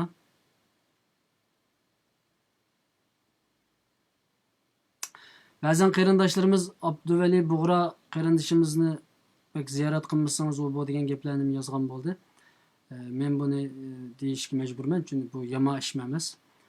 Qarindishimiz bizning hamda bugungi ziyorat nimamizda bu qarindishimizni ziyorat qilish plani yo'q, ammo qarindishimiz idea qilganlik uchun, ya'ni inkosda nim qilganlik uchun men telefon qildim. Abdug'ofur ismli bu qarindishimiz, keyin Abduvali Bug'ra qarindishimiz chiqdi. Ammo Abduvali Bug'ra qarindishimizning qilayotgan xizmatini endi ko'rib turyapmiz. Qaysi yolg'on, qaysi rost, buningda biz unga kirmaymiz. Faqat qilayotgan xizmatiningki o'rtada bog'liqini ko'rib turyapmiz, ya'ni. Shuning uchun bu yerda gunohni bizning ustimizga atmasanglar taxim yaxshi bo'ladi, aziz qarindoshlar. Qolgan ishlarni oldimizda kunlarda yana ochiqlasak bo'ladi. Medianinki, tashviqotninki maqsadi bu. Bu yerda quruq gap setish emas, faqat shu qarindoshlarimizni taxim tiz qutuldirib chiqish uchun 11 nafar qarindishimizni bu yerda fikr, bisim, isloh deydigan narsalar bor. Shuning uchun Dunyo Uyg'ur qurultoyiga ham shu taklifni sunday qarindishimiz. Taylandlik qarindoshlarimizni taxim tashlab etmasligimiz, ularga bu qarindoshlarimiz ega chiqqandek ega chiqishimiz. Hatta bu qarindoshlarimizni agar qo'yib bermaydigan ahvol bo'lib qolsa, Turkiya hukumatiga bisim qilishimizga majbur bo'lamiz. Ya'ni amal yo'q, chunki biz qarindoshlarimizni qutuldirishimiz lozim. Bizning bir maydonimiz bo'lish lozim. Qo'yib bersang mayli, qo'yib bermasang mayli deb turadigan yuzimiz yo'q. Bizmi buningda harakat qilishimiz lozim. Buning uchun men Abduvali Bug'ra qarindishimiz to'g'risida çok to'xtalmayman. Qolganini o'zinglar kallasiga kelgan tushuncha bo'yicha tushunib olsanglar bo'ladi. Men uning oldida telefon qilgan qarindishim, agar sizningki buningga qarata so'zingiz bo'lib qolsa, oxirgi so'zni beraman, menga nimadan telefon qilsangiz bo'ladi. Agar bo'lmasa men mishada nimani tugutaman. Bugungi bu programmamizni, ya'ni o'qitimliq bu programmamizni tugutaman. Aziz qarindoshlar, bugun shu 11 nafar qarindishimiz to'g'risida programma olib bordik. Naq maydonda jiddiy bir programma bo'ldi. E'lon qilmadik, faqatla shu advokat qarindishimizning vaqti, Aydin qarindishimizning vaqti XPS bo'lganligi uchun udillam nimaga kirdik. Va eng oxirida ya'ni bu yerda bir-birimizga badnom, iftira, tuhmat bo'lib qolmasligi uchun bu ekran orqali hammani oydinlashtirib etsak bo'ladi. Shunga qarindoshlar, shu jamiyatda, Facebookda, WhatsAppda yiqib yurgan fitna fasodlarga aldanmasliklarini, bütün isbot qarab turib ish qilishinglarni umid qilaman. Qarindishimizning oxirgi so'zini haqqini berib o'tib, men undan keyin yayinni yana nimani tugataman. Assalomu alaykum. Aleyküm esselam. Eğer bu Abdugopur Buğra degan qarindishimizningki so'ziga qarata so'zingiz bo'lib qolsa men shuni olay chunki adil bo'lishimiz kerak. Ishkilinglar. U so'zga qarata emas endi. Bu yerda hargiz buni nuqul bir tashkilot yoki bir shaxsga qarshi emas bu. Demasmi, men ayni vaqtda Malayziyada vaqtimda shu Istanbuldan bu ishga yaqin turgan, bu hozirgacha hech qanday ovozim eshitib o'tirishmagan bir turkum qarindoshlar bor. Ular bilan o'zim Istanbulga borgan chog'da ko'rishuglik. Bu herkes u yerda hech kim besh qilmadi. Faqat biz bag'a shu odam bilan qurultay qildik deganlik emas bu. Lekin u yerga bag'an odam mana shu qurultayni evatgan Abduqoyim bilan men bo'ldim. Undan keyin shu Malayziyadagi bir inson huquq tashkilotininki adami hamdi. Uni shu Dolqin esa menga shuni bilan aloqalashsin bo'ldi deb ko'rsatgan. Shu naq maydonda shular bordi. Undan keyin Turkiyadan kelgandan boshlab Turkiyadagi o'xshamagan partiya bilan ko'rishib ularni chiqarishga tirishayotgan bir muncha tashkilotlar bor hozir. Menimcha hammasi taqdir qilishga arziydi. Agar bunga har qanday shaxs qatnashgan bo'lsa shaxs, undan keyin Mas'uliyatun Turkiyabandik odamlar bo'lgan bo'lsa, ularni taqdir qilman. Ammo bu yerda bo'layotgan ish ayni vaqtda Malayziyaga berib, ashlan chegaradan birdan terib, mashinaga elib, bexatar joyga yerlashtirib, ularni qilishning hammasini jiqqan moddiy yordam joyga borgan, shunga buningga pul jiqqanlarni xiyonat qilgan bu ishning hammasi mas'uliyatsizlik. Agar har qanday shunga yordam bergan odam mapulnay qilishdan deb qolsa, bizning qo'limizda ayni vaqtda men mashinaga may qachilgandan tortib, otelda yotgan, mehmonxonada yotgan pulning hammasini talonni akilib, o'zim chunki xaljiq pulni yerimdan qashlanman. Qashlab uni ochot qildirib olgan. Ashning hammasini talonni bor, hisob kitobini qo'shgan ish. Shunga deb ani uzib qoldi yoki hech kim bormadi u yerga. Ammo esa hukumat chiqdan qo'yib berdi. Deganning hammasi yoki biz bordik. U pulni biz qashliq deganlar yolg'on. Bo'lmasa qashligan pulingizning talonni ko'rsang, bag'iningizning biltingizni ko'rsang, men ko'rib baqay. Bu yerda herkes bir adam qildi, men qildim, aqimli demoqchi emasman. Ammo menimcha demoqchi o'rnisiz tushundingiz. Bo'ladi, rahmat. Men tushundim, inshaalloh qarindoshlarim tushunganda Alloh xolsa, chunki chet el hayotimizda bu stress, jiddiychilik, psixologiya jihatdan hammaylar ma'lum bir ziyonga uchrab, hozir gapni xato tushunib olgan bo'lib qoldik. Ammo shaxsan men to'g'ri tushundim. Rahmat sizga hamsa. Rahmat. Allah razı olsun qarindoshlarimizdan. Bugungi programmamiz inshaalloh oyoqlashgan bo'lsa, aziz do'stlar, men shu munosabat bilan iyi Parti, ya'ni yaxshi parti İstanbul ilçe yöneticisi olan advokat Aydın Egemen qarindishimizga rahmat aytaman. Abdullah Aziz qarindishim, ya'ni shu advokat qarindishimizning yayınga kelishiga sabab bo'lgan qarindoshlarimiz. Unga rahmat aytaman. Allah xolisi kelgusi zamonlarda agar vaqti bo'lsa yana ishtirok etib kelib İstanbul'daki siyasi faaliyetlerimiz to'g'risida paranlasak bo'lgan qarindishimiz bilan. Undan boshqa butun mush ko'rinishni ko'rib turgan qarindoshlarim rahmat aytaman. Hammalarninki bizningki bu videomizni ham bahrilamasdan jimjit sokin o'tirib berganlar uchun unga ko'p rahmat aytaman. Bu menimki bir oxirgi chaqchaqim bo'lib qolsin. Ve ondan başka bu 11 nefar qarindishimizningki dunyoning har qaysi joylaridagi oila tavobatlariga Allohdan sabr tilayman ve pat yaqinda bu qarindoshlarimizninki bu Atatürk aeroportdan chiqishiga tilakdoshlik bildiraman. Bu naq maydon xizmatimizni biz nihoyatda qiyinchiliklarni yengish ustiga qilamiz aziz qarindoshlar. Nurg'un xizmat badliga. Uning uchun bu videolar bekor ishlanmaydi. Sizlarning xizmatinglarni qilish uchun, xalqimizning xizmatini qilish uchun sizlarningmi bir pedagogarlik ko'rsatib videolarimizni ko'ribla og'zimizni ichib o'tirmasdan ham bahrilash ko'nikishni besib, texnik ko'p qarindoshlarningki ko'rishiga sabab bo'lishinglarni, ajr elishinglarni umid qilaman aziz qarindoshlar. Alloh hammalardan rozi bo'lsin. Yana bir qatimliq programmada ko'rishgacha omon bo'linglar. Assalomu alaykum va rahmatullohi va barakatuh.